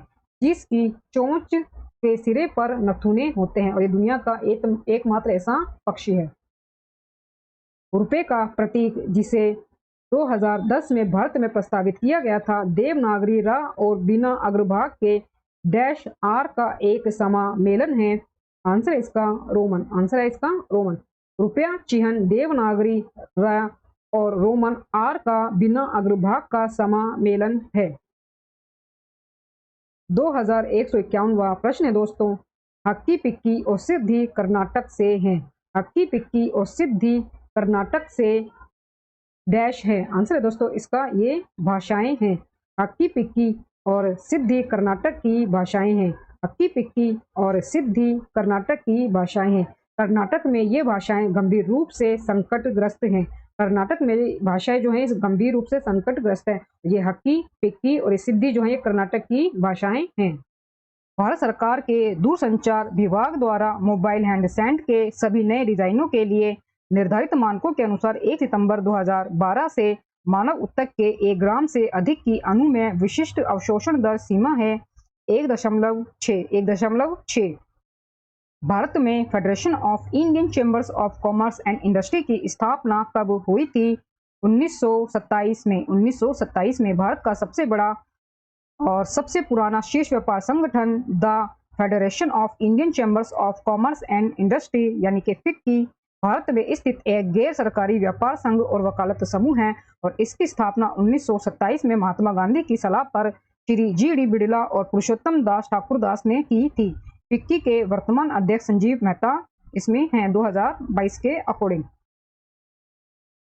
नवंबर 2020 में आयोजित एक नौसैनिक अभ्यास मालाबार 2020 में देशों की भागीदारी देखी गई। दोस्तों आंसर इसका ऑप्शन बी 4। ऑप्शन का बी होगा 4। मालाबार समुद्री अभ्यास का 24वां संस्करण अरब सागर में संपन्न हुआ जिसमें भारतीय नौसेना, United state navy, Japan maritime self defence force और रॉयल ऑस्ट्रेलियन नेवी की भागीदारी शामिल थी। हम्पी को निम्नलिखित में से किस वर्ष में यूनेस्को द्वारा विश्व धरोहर स्थल घोषित किया गया था? दोस्तों आंसर इसका ऑप्शन डी 1986 में। हम्पी को 1986 में यूनेस्को द्वारा विश्व धरोहर स्थल के रूप में घोषित किया गया था। मंदिर का निर्माण लंकन दंडेश ने शासक देवराय द्वितीय के अनुसार किया था जिसे विजयनगर साम्राज्य के प्रौढ़देव राय के रूप में भी जाना जाता है। विजयनगर साम्राज्य की राजधानी हम्पी मध्य कर्नाटक के पूर्वी भाग में तुंगभद्रा नदी के तट पर स्थित है। विजयनगर साम्राज्य की राजधानी हम्पी मध्य कर्नाटक के पूर्वी भाग में तुंगभद्रा नदी के तट पर स्थित है। 2156वां प्रश्न दोस्तों। डैश एक उन्नत अनुशासन है जो छात्रों को बड़ी मात्रा में डेटा का विश्लेषण करना और पैटर्न की खोज करना सिखाता है। Data science. डेटा साइंस एक उन्नत विषय है जो छात्रों को बड़ी मात्रा में डेटा का विश्लेषण और पैटर्न खोजने का तरीका सिखाता है। यह गणित, सांख्यिकी, कंप्यूटर विज्ञान, सूचना विज्ञान और डोमेन ज्ञान के संदर्भ में कई क्षेत्रों से तैयार की गई तकनीकों और सिद्धांतों का उपयोग करता है। भारत में समुद्री उत्पाद निर्यात विकास प्राधिकरण किस वर्ष स्थापित किया गया था? भारत में समुद्री उत्पाद निर्यात विकास प्राधिकरण एमपीडा जिसे हम बोलते हैं, उसे किस वर्ष स्थापित किया गया था? दोस्तों आंसर है 1972 में। समुद्री उत्पाद निर्यात विकास प्राधिकरण एमपीडा एक सांविधिक निकाय है जिसकी स्थापना भारत से समुद्री उत्पाद के निर्यात को बढ़ावा देने के लिए वाणिज्य एवं उद्योग मंत्रालय के अधीन 1972 में की गई थी। 1972 में की गई थी। वर्ष 2000 से भारत में 4 पहिया वाहनों के लिए डैश स्टेज उत्सर्जन मानकों के तहत यूरो मानदंडों का पालन किया जाता है। भारत, आंसर आएगा इसका भारत। वर्ष 2000 से भारत में 4 पहिया वाहनों के लिए भारत स्टेज उत्सर्जन मानकों के नाम से यूरो मानदंडों का पालन किया गया है। भारत में 1991 में पेट्रोल और 1992 में डीजल वाहनों के लिए वाहन उत्सर्जन मानदंड पेश किए गए थे। भारत में 1991 में पेट्रोल और 1992 में डीजल वाहनों के लिए वाहन उत्सर्जन मानदंड पेश किए गए थे। भारत का सबसे बड़ा ट्यूलिप गार्डन कहाँ मिलेगा? दोस्तों आंसर है इसका ऑप्शन डी, श्रीनगर में। Indira Gandhi memorial tulip garden, जिसे पहले सिराज बाग के नाम से भी जाना जाता था, जम्मू और कश्मीर में श्रीनगर में एक ट्यूलिप गार्डन है। जम्मू और कश्मीर में श्रीनगर में एक ट्यूलिप गार्डन है और ये एशिया का सबसे बड़ा ट्यूलिप गार्डन है जो लगभग 30 हेक्टेयर 74 एकड़ के क्षेत्र में फैला हुआ है। 2160 प्रश्न है। भारत की सबसे लंबी एलपीजी पाइपलाइन जामनगर से डैश तक है? आंसर है इसका लोनी।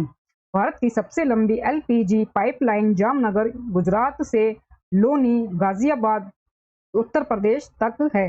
भारत की सबसे लंबी एलपीजी पाइपलाइन जामनगर गुजरात से लोनी गाजियाबाद उत्तर प्रदेश तक है।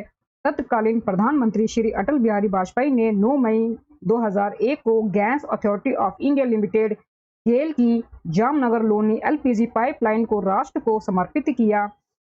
1250 करोड़ रुपए और 1270 किलोमीटर लंबी ये पाइपलाइन दुनिया की सबसे बड़ी एलपीजी पाइपलाइन है। 1250 करोड़ रुपए की लागत के साथ ये 1270 किलोमीटर लंबी पाइपलाइन दुनिया की सबसे बड़ी एलपीजी पाइपलाइन है। एडिटर गिल्ड्स ऑफ इंडिया की स्थापना कब हुई थी? 1978 में। एडिटर गिल्ड्स की स्थापना 1978 में प्रेस की स्वतंत्रता की रक्षा करने और समाचार पत्रों पत्रिकाओं के संपादकीय नेतृत्व के मानकों को ऊपर उठाने के दोहरे उद्देश्य के साथ की गई थी। भारतीय आयरन एंड स्टील कंपनी का पहला कारखाना कहाँ स्थापित किया गया था? हीरापुर। आंसर है दोस्तों इसका हीरापुर। भारतीय आयरन एंड स्टील कंपनी का पहला कारखाना 1918 में स्थापित किया गया था। Steel authority of India limited का इसको स्टील प्लांट आसनसोल उपखंड में हीरापुर पश्चिम बंगाल में स्थित एक एकीकृत स्टील प्लांट है जिसे बाद में बर्नपुर कहा गया। रूमी दरवाजा कहाँ स्थित है? दोस्तों आंसर इसका ऑप्शन ए, लखनऊ उत्तर प्रदेश में। लखनऊ उत्तर प्रदेश में। लखनऊ का रूमी दरवाजा उत्तर प्रदेश में स्थित है। लखनऊ का रूमी दरवाजा उत्तर प्रदेश में स्थित है। यह एक भव्य प्रवेश द्वार है जिसे नवाब आसफ उद्दौला ने 1784 में बनवाया था। इसे बनाया गया था दोस्तों 1784 में नवाब आसफ उद्दौला ने। रूमी दरवाजा। भारत के निम्नलिखित में से कौन से राष्ट्रपति केंद्रीय श्रम मंत्री भी रहे थे? भारत के निम्नलिखित में से कौन से राष्ट्रपति केंद्रीय श्रम मंत्री भी रहे थे? आंसर है इसका वीवी गिरी। वीवी गिरी। वीवी गिरी 1952 से 1954 तक श्रम मंत्री के रूप में नियुक्त हुए और वे 13 मई 1967 को भारत के तीसरे उपराष्ट्रपति चुने गए। उन्होंने 3 मई 1969 तक के वर्षों तक इस पद पर वो रहे थे और राष्ट्रपति के पद पर पदोन्नत होने के कारण वह अपना कार्यकाल पूरा नहीं करने वाले पहले उपराष्ट्रपति थे। फेमटो का अर्थ है 10 की धात में डैश बढ़ाया गया। फेमटो का अर्थ है 10 की धात में डैश बढ़ाया गया। दोस्तों आंसर है इसका -15। फेमटो बराबर होता है 10 की पावर -15। फेमटो का बराबर होता है दोस्तों 10 की पावर -15। जब राजीव गांधी प्रधानमंत्री बने थे तब भारत के राष्ट्रपति कौन थे? जब राजीव गांधी भारत के प्रधानमंत्री बने थे तब भारत के राष्ट्रपति कौन थे? ज्ञानी जेल सिंह। ज्ञानी जेल सिंह 1982 से 1987 तक भारत के 7वें राष्ट्रपति थे। ज्ञानी जेल सिंह 1982 से 1987 तक भारत के 7वें राष्ट्रपति थे। राजीव गांधी सबसे युवा प्रधानमंत्री। 31 दिसंबर 1984 को इन्होंने शपथ ली थी। राजीव गांधी ने 31 दिसंबर 1984 को। निम्नलिखित में से कौन से कवि अपने उपनाम निराला के साथ लिखते थे? सूर्यकांत त्रिपाठी। सूर्यकांत त्रिपाठी। सूर्यकांत त्रिपाठी का उपनाम निराला है। वह एक भारतीय कवि, कहानीकार और उपन्यासकार थे। वन संरक्षण के संदर्भ में नवधान्य आंदोलन की शुरुआत 1987 में किसके द्वारा की गई थी? वंदना शिवा के द्वारा। वंदना शिवा के द्वारा। नवधान्य आंदोलन की स्थापना 1987 में वंदना शिवा ने की थी। दोस्तों 2169वां प्रश्न है, एक मेघविहीन आसमान के नीचे एक खुले मैदान में खड़े होने पर किस समय आपकी परछाई सबसे छोटी होगी? एक मेघविहीन आसमान के नीचे एक खुले मैदान में खड़े होने पर किस समय आपकी परछाई सबसे छोटी होगी? दोस्तों आंसर है इसका 12 बजे। 12 बजे। दोपहर में छाया सबसे छोटी होती है। दोपहर में छाया सबसे छोटी होती है। दोपहर के समय सूर्य की किरणें लंबवत ऊपर होती हैं, इसलिए वे सबसे कम कोण बनाती है। इसलिए वे सबसे कम कोण बनाती है लंबवत होने के कारण, और इसलिए छाया भी जो है वो सबसे छोटी होती है। यदि वस्तु से सूर्य की किरणों का कोण बड़ा होगा तो छाया भी लंबी होगी, और यदि कोण छोटा होगा तो फिर छाया भी छोटी होगी।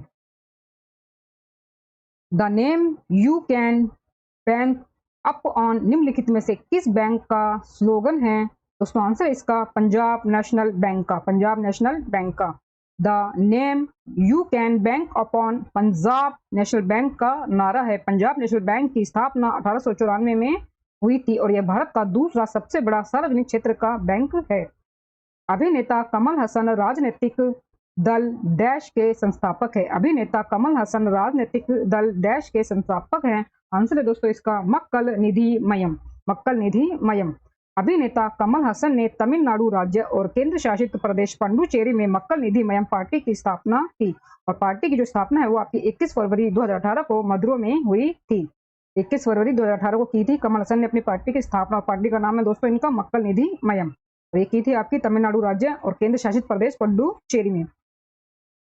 यहाँ दिया गया चित्र डैश का चिन्ह है। तो दोस्तों आपको ये जो चिन्ह दिया गया है ये आपसे पूछा जा रहा है, ये दिए गए जो ऑप्शन आपको ये पार्टियों के इनमें से किस पार्टी का चुनाव चिन्ह है? तो दोस्तों आंसर इसका option B Janata Dal United का। जनता दल यूनाइटेड का। ये तीर का निशान है और ये तीर का जो निशान है ये आपका जनता दल यूनाइटेड का प्रतीक है। हरे निशान वाला तीर जनता दल यूनाइटेड का प्रतीक है। यह बिहार की एक राजनीतिक पार्टी है। नीतीश कुमार जो वर्तमान में बिहार के मुख्यमंत्री है जनता दल यूनाइटेड से है। निम्नलिखित में से भारत में कौन क्रेडिट रेटिंग एजेंसी नहीं है? आरबीआई। आरबीआई भारत का एक केंद्रीय बैंक है। भारत के 13वें राष्ट्रपति कौन है? भारत के 13वें राष्ट्रपति कौन है? दोस्तों आंसर है इसका प्रणब मुखर्जी। प्रणब मुखर्जी भारत के 13वें राष्ट्रपति थे। प्रणब मुखर्जी जो है दोस्तों ये भारत के 13वें राष्ट्रपति थे। कलकत्ता में भारतीय सांख्यिकी संस्थान की स्थापना किसने की थी? कलकत्ता में भारतीय सांख्यिकी संस्थान की स्थापना किसने की थी? प्रशांत चंद्र महालनोबिस ने। प्रशांत चंद्र महालनोबिस ने, जिसे हम पीसी महालनोबिस के नाम से भी हम जानते हैं। भारतीय सांख्यिकी संस्थान एक सार्वजनिक अनुसंधान विश्वविद्यालय है जिसे भारतीय संसद के 1959 के अधिनियम में राष्ट्रीय महत्व के संस्थान के रूप में मान्यता प्राप्त है। यह कोलकाता के प्रेसिडेंसी कॉलेज में प्रशांत चंद्र महालनोबिस द्वारा स्थापित सांख्यिकीय प्रयोगशाला से विकसित हुआ। निम्नलिखित में से वाक्य किसने कहा था? अपनी पहली जीत के बाद विश्राम नहीं करो, क्योंकि यदि तुम दूसरी में विफल रहते हो तो कई लोग यह कहने के इंतजार में है कि तुम्हारी पहली जीत किस्मत के कारण हुई थी।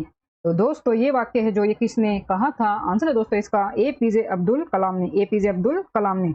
एपीजे अब्दुल कलाम ने कहा था अपनी पहली जीत के बाद आराम मत करो, क्योंकि अगर आप दूसरी में असफल हो जाते हैं तो कई लोग यह कहने के इंतजार में हैं कि तुम्हारी पहली जीत किस्मत के कारण हुई थी। भारत चीन का 8वां संयुक्त सैन्य अभ्यास हैंड इन हैंड 2019 किस राज्य में आयोजित किया गया था?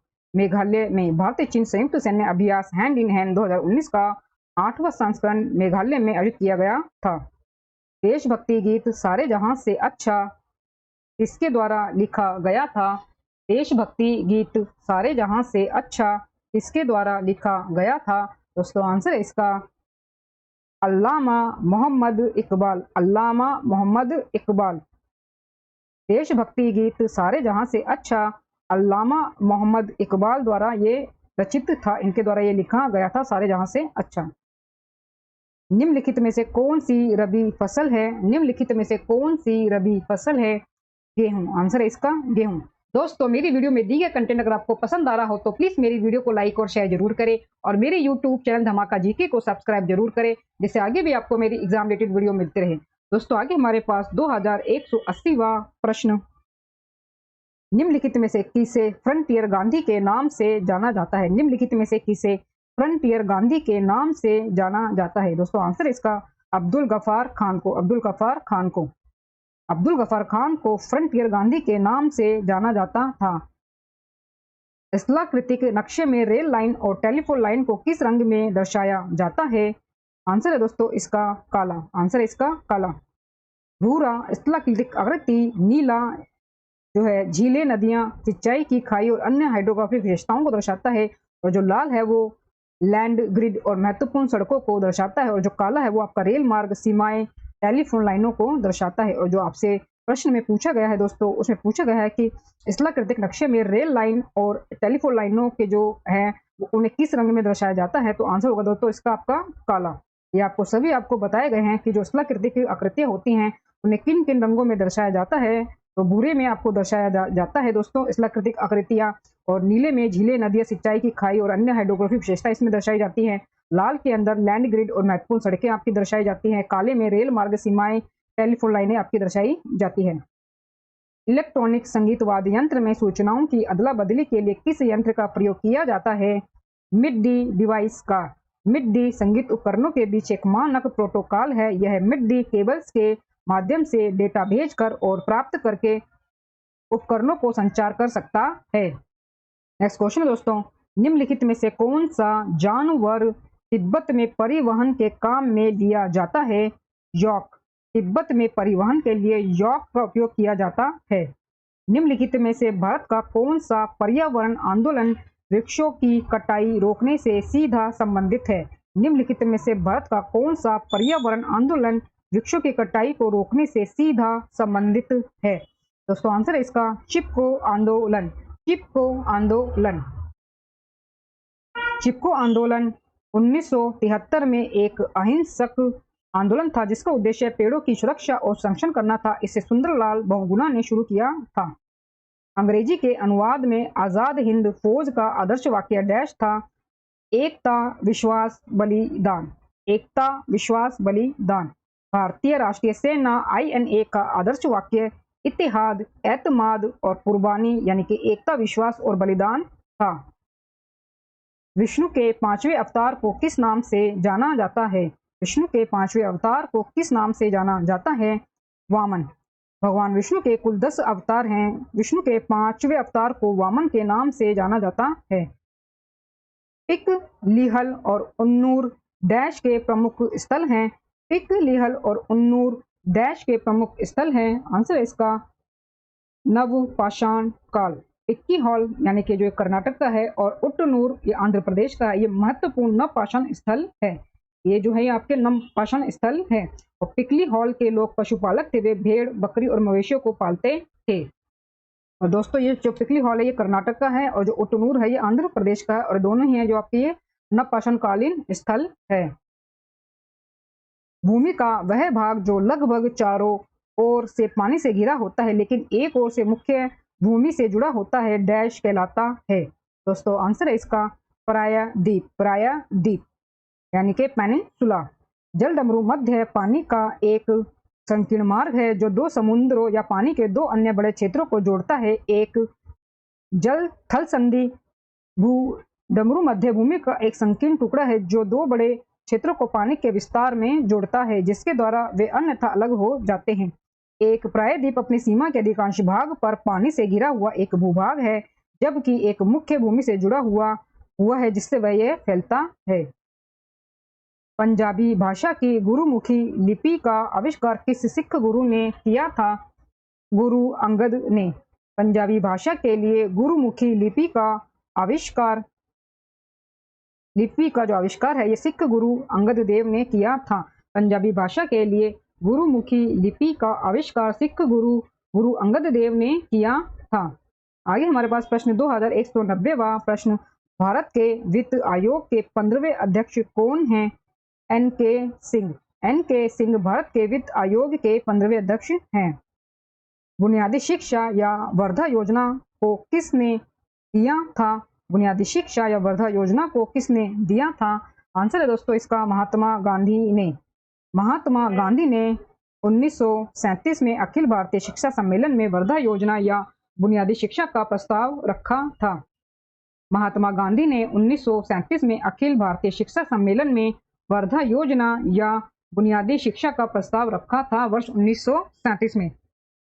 निम्नलिखित में से कौन सा एक तारामंडल नहीं है? निम्नलिखित में से कौन सा एक तारामंडल नहीं है? Roman house goddess. Roman house goddess तारामंडल नहीं है। निम्नलिखित में से किसका उपनाम बाल्टीमोर बुलेट है? निम्नलिखित में से किसका उपनाम बाल्टीमोर बुलेट है? माइकल फेल्प्स का।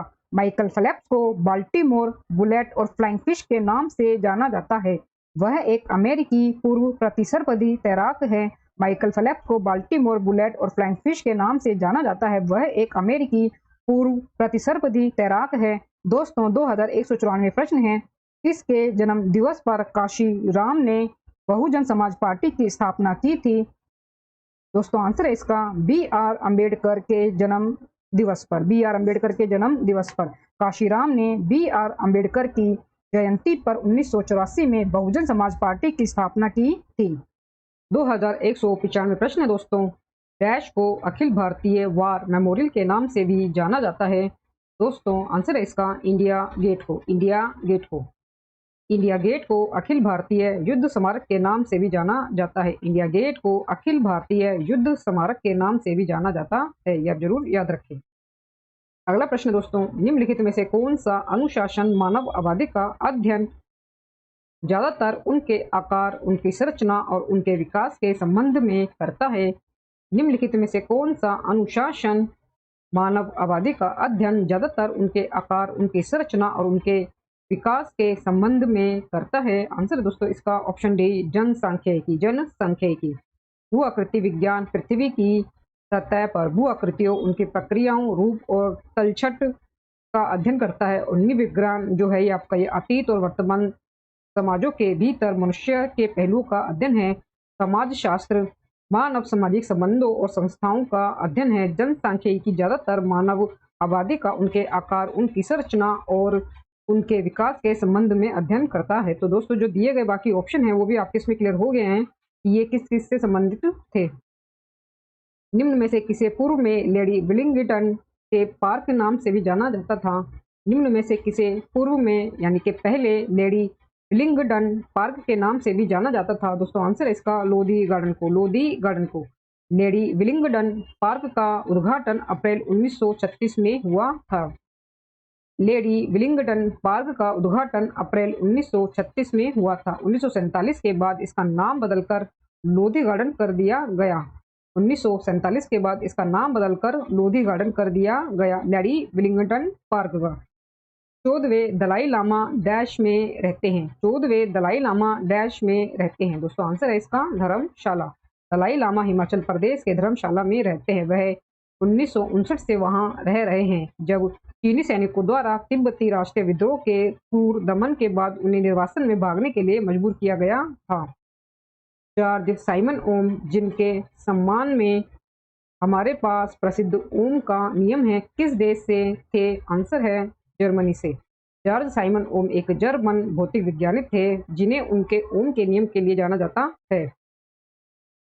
भारत और पाकिस्तान के बीच पर सिंधु जल संधि पर हस्ताक्षर किए गए थे? 19 सितंबर 1960 को 19 सितंबर 1960 को। सिंधु जल संधि पर 19 सितंबर 1960 को कराची में भारत के पहले प्रधानमंत्री पंडित जवाहरलाल नेहरू और पाकिस्तान के तत्कालीन राष्ट्रपति अयूब खान द्वारा हस्ताक्षर किए गए थे। निम्नलिखित में से कौन सा स्मारक कुतुब कॉम्प्लेक्स का हिस्सा नहीं है? कौन सा स्मारक कुतुब कॉम्प्लेक्स का हिस्सा नहीं है? बुलंद दरवाजा नहीं है। बुलंद दरवाजा कुतुब मीनार जो परिसर है उसका हिस्सा नहीं है। बुलंद दरवाजा कुतुब परिसर का हिस्सा नहीं है। यह फतेहपुर सीकरी यूपी में स्थित है। यह फतेहपुर सीकरी यूपी में स्थित है बुलंद दरवाजा। कुतुब मीनार के हिस्से निम्नलिखित हैं। अलाई दरवाजा है, कुतुब मीनार है, कुव्वत उल इस्लाम मस्जिद है, लोह स्तंभ है। कब्रें हैं इल्तुमिश का मकबरा, इमाम जमी का मकबरा, अलाउद्दीन खिलजी का मकबरा और मदरसा खिलजी का अलाई मीनार। खिलजी का अलाई मीनार। कौन सा ISO प्रमाणन पर्यावरण प्रबंधन प्रणालियों से संबंधित है? कौन सा ISO प्रमाणन पर्यावरण प्रबंधन प्रणालियों से संबंधित है? 14001 ISO 14001 अंतर्राष्ट्रीय मानक है जो एक प्रभावी पर्यावरण प्रबंधन प्रणाली की लिए आवश्यकताओं को निर्दिष्ट करता है। जो एक प्रभावी पर्यावरण प्रबंधन प्रणाली के लिए आवश्यकताओं को निर्दिष्ट करता है। ISO 14001। निम्नलिखित में से कौन सी मार्शल आर्ट पंजाब बंगाल राज्य में प्रचलित है? लाठी। भारत के पंजाब और बंगाल क्षेत्र में लाठी या स्टिक मार्शल आर्ट का अभ्यास किया जाता है। लाठी अभी भी भारतीय गांवों में एक लोकप्रिय खेल बना हुआ है। रामसर कन्वेक्शन का मिशन डैश का संरक्षण करना है। रामसर कन्वेक्शन मिशन डैश का संरक्षण करना है। दोस्तों आंसर है इसका आर्द्र भूमियों का। अंतर्राष्ट्रीय महत्व के आर्द्र भूमियों पर रामसर सम्मेलन विशेष रूप से जल पक्षी आवास के रूप में आर्द्र भूमि के संरक्षण और सतत उपयोग के लिए एक अंतर्राष्ट्रीय संधि है। इसका नाम ईरान के रामसर शहर के नाम पर रखा गया है। इसका जो नाम है वो ईरान के रामसर शहर के नाम पर रखा गया है, जहां 1971 में कन्वेक्शन पर हस्ताक्षर किए गए थे।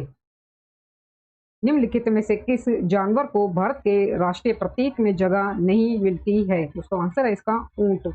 राष्ट्रीय प्रतीक उत्तर प्रदेश के वाराणसी के पास सारनाथ के शेर की प्रतिकृति है। अबेकस पर 4 छोटे जानवर हैं। चारों दिशाओं के संरक्षक हैं। उत्तर का शेर है, पूरब का हाथी है, दक्षिण का घोड़ा है और पश्चिम का बैल है। राष्ट्रीय प्रतीक उत्तर प्रदेश के वाराणसी के पास सारनाथ के शेर की आकृति है। अबेकस पर 4 छोटे जानवर है। चारों दिशाओं के संरक्षक है। उत्तर का शेर है, पूरब का हाथी, दक्षिण का घोड़ा और पश्चिम का बैल। 2206 प्रश्न है दोस्तों। जयप्रकाश नारायण समाजवाद संग्रहालय में स्थित है लखनऊ। जयप्रकाश नारायण समाजवाद संग्रहालय स्थित है लखनऊ में। समाजवाद का जयप्रकाश नारायण संग्रहालय गोमती नगर लखनऊ में स्थित है। भारत में लोकपाल के लिए लोगो किसने बनाया? दोस्तों आंसर है इसका प्रशांत मिश्रा ने। लोकपाल का लोगो प्रयागराज उत्तर प्रदेश के निवासी प्रशांत मिश्रा द्वारा डिजाइन किया गया था। लोकपाल का लोगो प्रयागराज उत्तर प्रदेश के निवासी प्रशांत मिश्रा द्वारा डिजाइन किया गया था। एडवर्ड लुटियंस और हर्बर्ट बेकर 2 वास्तुशिल्प हैं जिन्हें डैश शहर को डिजाइन करने का श्रेय दिया जाता है। एडवर्ड लुटियंस और हर्बर्ट बेकर 2 वास्तुकार होंगे दोस्तों, ये वास्तुशिल्पकार हैं और जिन्हें डैश शहर को डिजाइन करने का श्रेय दिया जाता है। आंसर है दोस्तों इसका नई दिल्ली को। दिल्ली की शाही राजधानी के वास्तुकार और डिजाइनर एडविन लुटियन और प्रमुख वास्तुकार हर्बर्ट बेकर के नाम नई दिल्ली के ताज के रत्नों के निर्माण के साथ वायसराय हाउस जो अब राष्ट्रपति भवन कहलाता है दोस्तों, और सचिवालय भवन, और ये अब उत्तर और दक्षिणी ब्लॉक कहलाते हैं। इनमें अमिट रूप से ये जुड़े हुए हैं। तो इन्हीं के ये वास्तुकार हैं हर्बर्ट बेकर और एडविन लुटियन, नई दिल्ली के। आर्थिक रूप से कमजोर तबके को केंद्र सरकार की नौकरियों में 10% आरक्षण उन लोगों को उपलब्ध है जिनकी पारिवारिक आय डैश से कम है। आंसर दोस्तों इसका 8 लाख रुपए। 8 लाख। 124वें संविधान संशोधन विधेयक के अनुसार EVS प्राप्त करने के लिए परिभाषित मानदंड वे हैं जिनकी वार्षिक घरेलू आय 8 लाख रुपए से कम है या जिनके पास 5 एकड़ से कम की कृषि भूमि है या जिनके पास 1000 वर्ग फुट से छोटा घर है या जिनके पास आवासीय भूखंड है। निम्नलिखित में से कौन संयुक्त राष्ट्र की ऑफिशियल भाषा नहीं है? आंसर है जापानी। जापानी संयुक्त राष्ट्र की आधिकारिक भाषा नहीं है। संयुक्त राष्ट्र की केवल 6 आधिकारिक भाषाएं हैं। ये है आपकी अरबी, चीनी, अंग्रेजी, फ्रेंच, रूसी और स्पेनिश। अरबी, चीनी, अंग्रेजी, फ्रेंच, रूसी और स्पेनिश, ये संयुक्त राष्ट्र की आधिकारिक भाषाएं हैं, जो कि 6 हैं। राजवाड़ा महल सांस्कृतिक विरासत परियोजना यहाँ स्थित है। आंसर इसका इंदौर, मध्य प्रदेश में। राजवाड़ा इंदौर शहर का एक ऐतिहासिक महल है। यह लगभग 2 शताब्दी पहले मराठा साम्राज्य के होलकरों द्वारा बनाया गया था और यह क्षत्रियों के पास स्थित एक 7 मंजिला संरचना है, जो आज शाही भव्यता और स्थापत्य कौशल का एक अच्छा उदाहरण है। असम में पोवा मक्का डैश का मकबरा है। असम में पोवा मक्का डैश का मकबरा है। पीर गियासुद्दीन औलिया का। पीर गियासुद्दीन औलिया का। असम में पोवा मक्का पीर गयासुद्दीन औलिया का मकबरा है। असम में पोवा मक्का पीर गयासुद्दीन औलिया का मकबरा है। 1657 ईस्वी में शुजाउद्दीन मोहम्मद शाह ने इस मस्जिद का निर्माण करवाया था। 1657 ईस्वी में शुजाउद्दीन मोहम्मद शाह ने इस मस्जिद का निर्माण करवाया था। दोस्तों, आपका ये प्रश्न एसएससी सीपीओ परीक्षा वर्ष 2019 में पूछा गया प्रश्न है और दोस्तों आगे भी आपका ये प्रश्न आपकी परीक्षा में पूछा जा सकता है, तो इसलिए आप इन प्रश्नों का अध्ययन जरूर करें। संयुक्त राष्ट्र के मापदंड के अनुसार एक शहर एक मेगा शहर के रूप में अर्हता प्राप्त करता है जब उसकी जनसंख्या न्यूनतम हो 10 मिलियन। 10 मिलियन। एक मेगा सिटी एक बहुत बड़ा शहर है। आमतौर पर 10 मिलियन से अधिक लोगों की आबादी है। आमतौर पर 10 मिलियन से अधिक लोगों की आबादी है। निम्नलिखित में से कौन सी भाषा इंडो आर्यन भाषा परिवार से संबंधित नहीं है? मुंडा। मुंडरी या मुंडा पूर्वी भारतीय राज्य झारखंड, उड़ीसा और पश्चिम बंगाल में मुंडा लोगों द्वारा बोली जाने वाली ऑस्ट्रो एशियाटिक भाषा परिवार की एक मुंडा भाषा है। इसका संताली से गहरा संबंध है। इसका संताली से गहरा संबंध है। माहेश्वरी साड़ी से जुड़ी रानी का नाम बताइए। माहेश्वरी साड़ी से जुड़ी रानी का नाम बताइए। अहिल्याबाई होलकर। अहिल्याबाई होलकर। माहेश्वरी साड़ियों की उत्पत्ति 18वीं शताब्दी में हुई, जब मध्य प्रदेश के इंदौर राज्य पर रानी अहिल्याबाई होलकर का शासन था। जब मध्य प्रदेश के इंदौर राज्य पर रानी अहिल्याबाई होलकर का शासन था, तो जो रानी अहिल्याबाई होलकर है, ये माहेश्वरी साड़ियों से संबंधित है। पंक्ति खूब लड़ी मर्दानी वो तो झांसी वाली रानी थी डैश के द्वारा लिखी गई थी। तो किसके द्वारा ये लिखी गई थी? ये लिखी गई थी दोस्तों सुभद्रा कुमारी चौहान ने। सुभद्रा कुमारी चौहान ने हिंदी में लिखा खूब लड़ी मर्दानी वो तो झांसी वाली रानी थी। ये कविता जो है ये इनके द्वारा लिखी गई थी, सुभद्रा कुमारी चौहान के द्वारा। धोती गमोसा डैश का स्वदेशी कपड़ा प्रतीक है। धोती गमोसा डैश का स्वदेशी कपड़ा प्रतीक है। असम राज्य का। असम राज्य का। धोती गमोसा असम के सबसे प्रसिद्ध त्योहार बिहू का हिस्सा और पार्सल है। इसे बिहुआ के नाम से भी जाना जाता है। इसे बिहुआ के नाम से भी जाना जाता है धोती गमोसा को। यह आपका संबंधित है असम से। मुगल सराय रेलवे स्टेशन का नाम बदलकर डैश कर दिया गया है। आंसर है दोस्तों इसका दीनदयाल उपाध्याय। दीनदयाल उपाध्याय। मुगल सराय जंक्शन रेलवे स्टेशन भारतीय राज्य उत्तर प्रदेश में एक प्रसिद्ध रेलवे स्टेशन है और स्टेशन कोड है। इसका 16 अक्टूबर 2017 को इसका नाम बदलकर दीन दयाल उपाध्याय जंक्शन कर दिया गया। इसका जो नाम बदलकर अक्टूबर 2017 में जो है इसका नाम बदलकर दीनदयाल उपाध्याय जंक्शन कर दिया गया। यह भारत का चौथा सबसे व्यस्त रेलवे जंक्शन है। भारत में निम्नलिखित में से किस बंदरगाह का नाम परिवर्तित करके दीनदयाल बंदरगाह रखा गया है? कांडला बंदरगाह का। कांडला बंदरगाह का। 25 सितंबर 2017 से कांडला पोर्ट ट्रस्ट का नाम बदलकर दीनदयाल पोर्ट ट्रस्ट कर दिया गया। गुजरात में कच्छ की खाड़ी पर स्थित कांडला पोर्ट देश के 12 प्रमुख बंदरगाहों में से एक है। बाघ IUCN की किस श्रेणी में आता है? बाघ IUCN की किस श्रेणी में आता है? लुप्त प्राय। लुप्त प्राय श्रेणी में। बाघ को मानदंड C1 के तहत लुप्तप्राय के रूप में सूचीबद्ध किया गया है? बाघ को मानदंड C1 के तहत लुप्तप्राय के रूप में सूचीबद्ध किया गया है। दोस्तों आगे हमारे पास प्रश्न 2221वां प्रश्न, निम्न में से कौन सा संस्थान भारत का राष्ट्रीय पत्र अकादमी है? साहित्य अकादमी। साहित्य अकादमी। साहित्य अकादमी भारत की राष्ट्रीय पत्र अकादमी भारत की भाषाओं में साहित्य को बढ़ावा देने के लिए समर्पित एक संगठन है। 12 मार्च 1954 को स्थापित है। भारत सरकार से स्वतंत्र होते हुए भी समर्थित है। इसका कार्यालय दिल्ली में मंडी हाउस के पास रविंद्र भवन में स्थित है। साहित्य अकादमी का राष्ट्रध्वज की लंबाई एवं चौड़ाई का अनुपात होगा। राष्ट्रध्वज की लंबाई एवं चौड़ाई का अनुपात होगा 3:2। 3:2। राष्ट्रीय ध्वज आकार में आयताकार होना चाहिए। झंडे की लंबाई और चौड़ाई का अनुपात 3:2 होता है। इसे पिंगली वेंकैया ने डिजाइन किया था। राष्ट्रीय ध्वज को डिजाइन किया था दोस्तों पिंगली वेंकैया ने।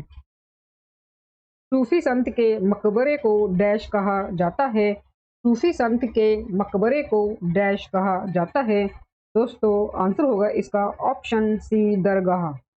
एक दरगाह एक श्रद्धेय धार्मिक व्यक्ति, सूफी संत या दरवेश की कब्र पर बना एक मंदिर है। सूफी अक्सर जियारत के लिए मंदिर जाते हैं। सूफी अक्सर जियारत के लिए मंदिर जाते हैं, जो धार्मिक यात्राओं और तीर्थ यात्राओं से जुड़ा एक शब्द है। पर्यावरण संरक्षण अधिनियम कब पारित किया गया था? पर्यावरण संरक्षण अधिनियम कब पारित किया गया था? 1986 में। पर्यावरण संरक्षण अधिनियम 1986 भारत की एक संसद का एक अधिनियम है। 1984 की भोपाल त्रासदी के बाद भारत सरकार ने संविधान के अनुच्छेद 253 के तहत 1986 का पर्यावरण संरक्षण अधिनियम बनाया। 1984 की भोपाल त्रासदी के बाद भारत सरकार ने संविधान के अनुच्छेद 253 के तहत 1986 का पर्यावरण संरक्षण अधिनियम बनाया, जिसे मार्च 1986 में पारित किया गया था। इंदिरा साहनी और अन्य बनाम VOI मामला किस विषय से संबंधित है? इंदिरा साहनी और बनाम VOI मामला किस विषय से संबंधित है? दोस्तों आंसर है इसका ऑप्शन बी, आरक्षण। इंदिरा साहनी और अन्य बनाम VOI जो मामला है, ये सुप्रीम कोर्ट ने केंद्र सरकार की नौकरियों में अन्य पिछड़े वर्गों के लिए अलग आरक्षण के कार्यान्वयन को बरकरार रखा। अन्य पिछड़े वर्ग के क्रीमी लेयर को आरक्षण सुविधाओं का लाभ उठाने से बाहर करने का आदेश दिया। राजघाट डैश की समाधि है? राजघाट डैश की समाधि है? महात्मा गांधी की। राजघाट महात्मा गांधी की समाधि है। यह नई दिल्ली में स्थित है।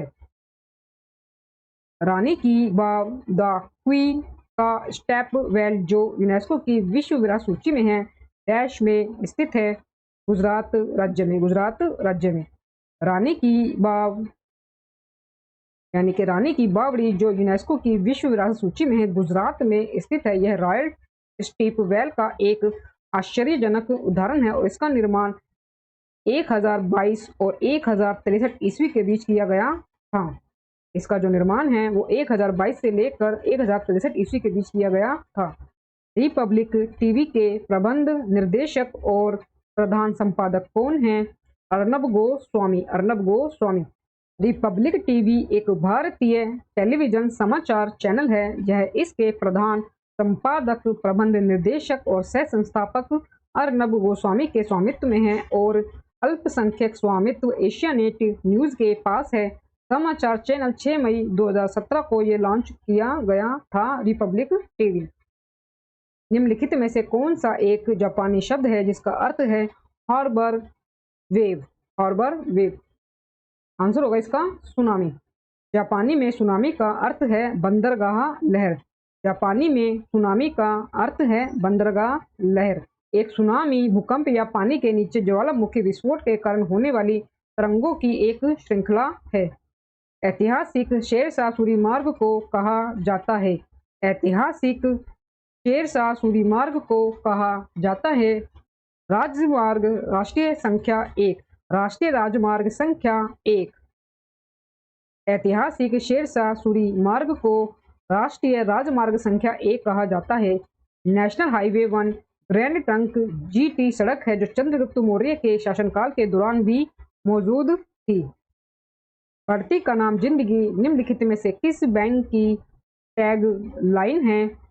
एक्सिस बैंक की। बढ़ती का नाम जिंदगी एक्सिस बैंक की टैग लाइन है। इसका मुख्यालय मुंबई में है। इसका मुख्यालय मुंबई में है।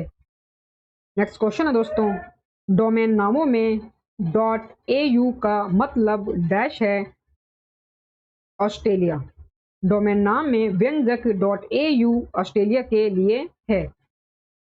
गुजरात में स्थित स्टैचू ऑफ यूनिटी की ऊंचाई कितनी है?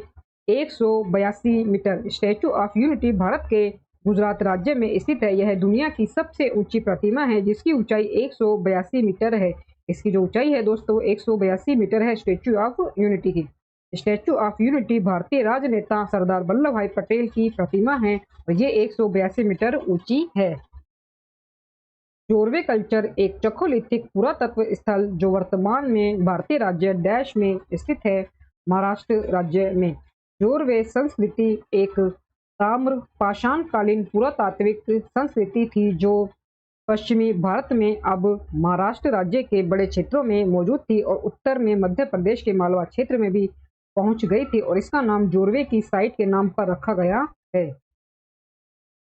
देश में 7 लाख करोड़ रुपए कीमत वाले कच्चे तेल के आयात को कम करने के लिए डैश पर एक विकल्प के रूप में विचार किया जा रहा है। ये बढ़ते हुए प्रदूषण से मुकाबला करने के लिए भी एक संभावित उपकरण साबित हो सकता है। दोस्तों आंसर है इसका जैव ईंधन। जैव ईंधन। जैव ईंधन को देश के 7 लाख करोड़ रुपए के कच्चे तेल को आयात को कम करने का विकल्प माना जा रहा है। यह बढ़ते प्रदूषण से लड़ने का एक संभावित हथियार भी हो सकता है। जैव ईंधन तरल या गैसीय ईंधन है जो बायोमास संसाधनों से उत्पादित होते हैं और परिवहन, स्थिर, पोर्टेबल और अन्य अनुप्रयोगों के लिए डीजल, पेट्रोल या अन्य जीवाश्म ईंधन के स्थान पर इसके अलावा उपयोग किए जाते हैं। जवाहरलाल नेहरू विश्वविद्यालय की गीतांजलि कतलाम और सौम्या प्रसाद तथा एशियन एडवेंचर के मोहित अग्रवाल एवं नेचर साइंस इनिशिएटिव के रमन कुमार ने डैश के बीच संबंधों की जांच की जिसका प्रकाशन पत्रिका करंट साइंस में किया गया था। दोस्तों आंसर है इसका ऑप्शन डी, पशुओं के प्रकार तथा व्यवहार एवं साथ ही प्लास्टिक खाने के खतरे। पशुओं के प्रकार तथा व्यवहार एवं साथ ही प्लास्टिक खाने के खतरे। जीवन विज्ञान स्कूल जवाहरलाल नेहरू विश्वविद्यालय JNU से गीतांजलि कतलम और सौम्य प्रसाद द्वारा एक अध्ययन एशियन एडवेंचर्स के मोहित अग्रवाल और नेचर साइंस इनिशिएटिव के रमन कुमार ने प्लास्टिक के अंतर्ग्रहण के जोखिम के साथ साथ जानवरों के प्रकार और व्यवहार के बीच संबंधों की जांच की। अध्ययन वर्तमान पत्रिका विज्ञान की पत्रिका में ये प्रकाशित हुआ था। इसका जो अध्ययन है वो वर्तमान विज्ञान पत्रिका में प्रकाशित हुआ था। निम्न में से किस अधिनियम के अंतर्गत भारत सरकार ने भारतीय दूरसंचार विनियामक प्राधिकरण की स्थापना की थी? निम्न में से किस अधिनियम के अंतर्गत भारत सरकार ने भारतीय दूरसंचार विनियामक प्राधिकरण की स्थापना की थी? आंसर है इसका भारतीय दूरसंचार विनियामक प्राधिकरण 1957 में। भारतीय दूरसंचार विनियामक प्राधिकरण 1957 में। दोस्तों आंसर इसका ऑप्शन बी। भारतीय दूरसंचार नियामक प्राधिकरण ट्राई की स्थापना वर्ष 1997 में अध्यादेश 1997 के अनुसरण में की गई थी जिसे बाद में दूरसंचार सेवाओं को विनियमित करने के लिए संसद के एक अधिनियम द्वारा प्रतिस्थापित किया गया था। भारतीय दूरसंचार नियामक प्राधिकरण जो ट्राई की स्थापना है दोस्तों वो 1997 में की गई थी। 2238वां प्रश्न है दोस्तों, डैश भारत सरकार के विज्ञान एवं प्रौद्योगिकी विभाग के अंतर्गत आने वाला एक स्वायत्त संस्थान है? आंसर है इसका विज्ञान प्रसार। विज्ञान प्रसार। विज्ञान प्रसार विज्ञान और प्रौद्योगिकी विभाग भारत सरकार के तहत एक स्वायत्त संगठन 1989 में बड़े पैमाने पर विज्ञान और प्रौद्योगिकी लोकप्रियकरण कार्यक्रमों को लेने के लिए स्थापित किया गया था। लाल किला में आयोजित दृश्य कला प्रदर्शनी में डैश से भारत की स्वतंत्रता तक कलाकृतियों का प्रदर्शन किया गया। 16वीं शताब्दी। दृश्य कला भारतीय कला पर प्रदर्शन 16वीं शताब्दी से लेकर भारत की स्वतंत्रता तक की कलाकृतियों को प्रदर्शित करती है। दृश्य कला भारतीय कला पर प्रदर्शनी 16वीं शताब्दी से लेकर भारत की स्वतंत्रता तक की कलाकृतियों को प्रदर्शित करती है। इसमें अमृता शेरगिल और राजा रवि वर्मा की पेंटिंग प्रदर्शित है। दृश्य कला शीर्षक से लाल किले के अंदर एक नव पुनर्स्थापित पूर्व ब्रिटिश बैरक की दीवारों पर लगाई गई प्रदर्शनी समृद्ध और विविध भूमि और औपनिवेशिक शासन से गुजरने वाले लोगों की कहानी बताती है। डैश का लक्ष्य रखने वाली हुनर हाट प्रदर्शनी भारत में मास्टर कारीगरों की विरासत और अंतर्राष्ट्रीय ब्रांडिंग में एक महत्वपूर्ण भूमिका निभाती है। दोस्तों आंसर है इसका development with dignity. Development with dignity. Hunar Haat देश के कारीगरों और शिल्पकारों के लिए गरिमा के साथ विकास सुनिश्चित करना है। स्माइलिंग बुद्धा डैश का कोड नाम है। स्माइलिंग बुद्धा डैश का कोड नाम है। भारत का ये पहला परमाणु बम परीक्षण था जिसे स्माइलिंग बुद्धा नाम दिया गया था। स्माइलिंग बुद्धा भारत के पहले सफल परमाणु बम परीक्षण का निर्धारित कोड नाम था। स्माइलिंग बुद्धा भारत के पहले सफल परमाणु बम परीक्षण का निर्धारित कोड नाम था। 18 मई 1974 को भारत का पहला सफल परमाणु बम परीक्षण भारतीय सेना द्वारा कई प्रमुख भारतीय जनरलों की देखरेख में राजस्थान में सेना के अड्डे पोखरण टेस्ट रेंज पर बम विस्फोट किया गया था। निम्न में से कौन राम सेतु का एक अन्य नाम नहीं है?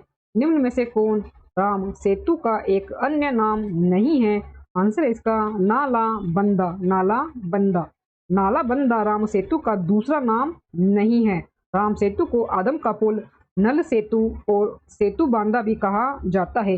राम सेतु जैसा कि राम और उनकी सेना ने बनवाया था, इसे नल सेतु इसलिए कहा जाता है क्योंकि यह नाला ही था जो रामायण में पुल का वास्तुकार था। क्योंकि ये नल ही था, नल होगा दोस्तों, क्योंकि ये नल ही था जो रामायण में पुल का वास्तुकार था।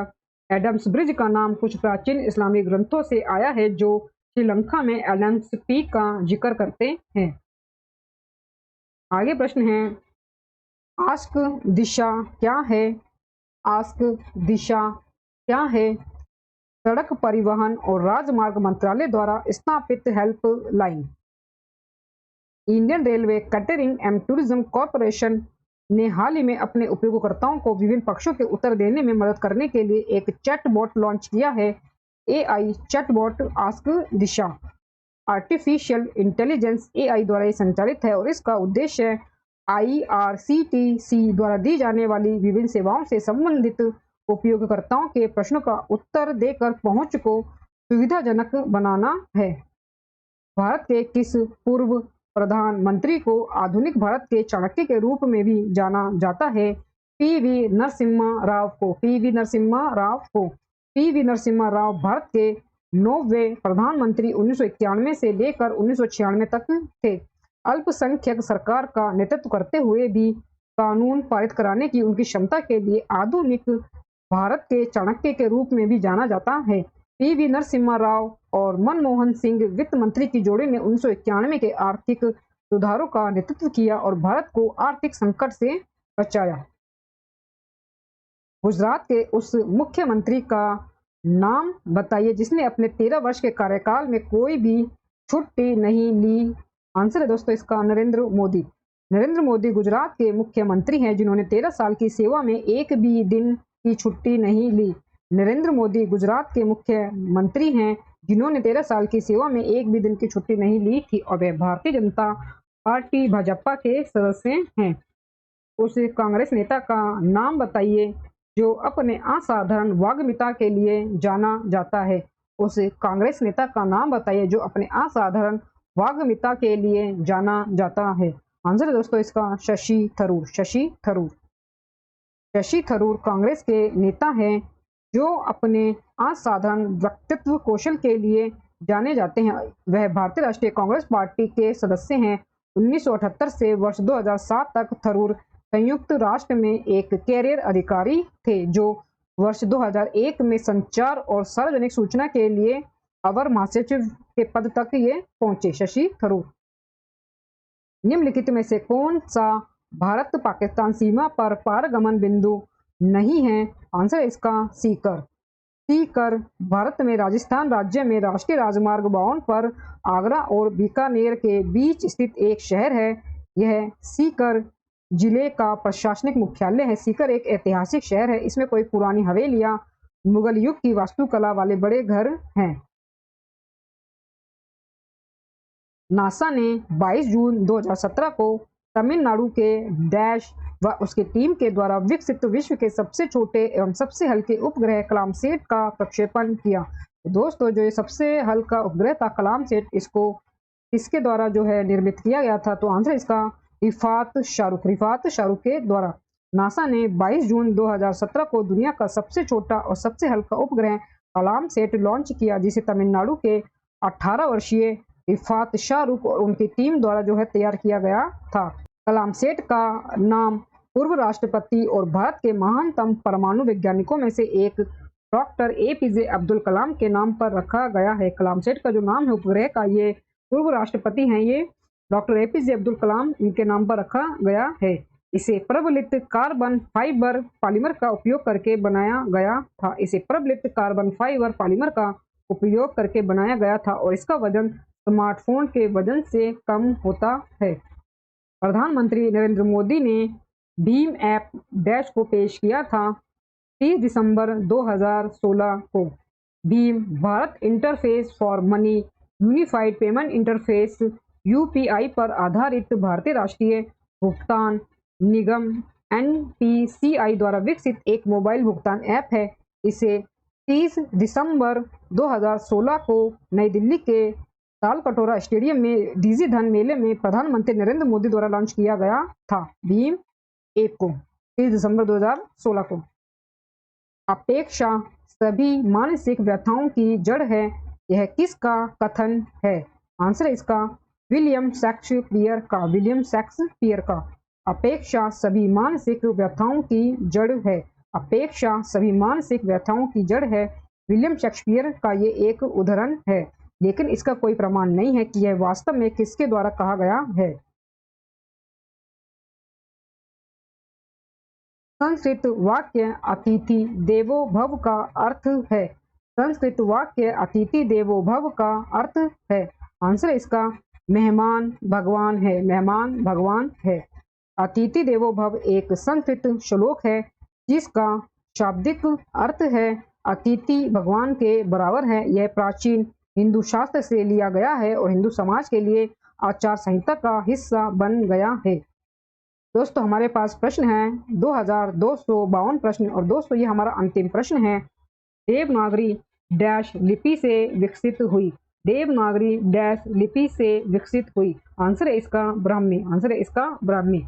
ब्राह्मी एक अबूगिड़ा है। ब्राह्मी एक अबूगिड़ा है जो भारतीय उपमहाद्वीप में पंक्ति और शब्दों को व्यंजन प्रतीकों के साथ जोड़ने के लिए विशेषक चिन्हों की एक प्रणाली का उपयोग करती है। यह कई अन्य लिपियों के रूप में विकसित हुई जिन्हें ब्राह्मी लिपियां कहा जाता है और जो आज भी दक्षिण और मध्य एशिया में उपयोग में हैं। दोस्तों, इसी अंतिम प्रश्न के साथ पिनेकल एसएससी सामान्य अध्ययन की बुक के स्टैटिक जीके सेक्शन के कुल 25 टॉपिक में दिए गए 2252 प्रश्न हमारे पूरे होते हैं। दोस्तों, वीडियो में दिए गए कंटेंट पसंद आया हो तो प्लीज मेरी वीडियो को लाइक और शेयर जरूर करें और मेरे यूट्यूब चैनल धमाका जीके को सब्सक्राइब जरूर करें, जिससे आगे भी आपको मेरी एग्जाम रिलेटेड वीडियो मिलते रहे। दोस्तों, मिलते हैं नेक्स्ट वीडियो में टॉपिक के साथ। तब तक के लिए धन्यवाद।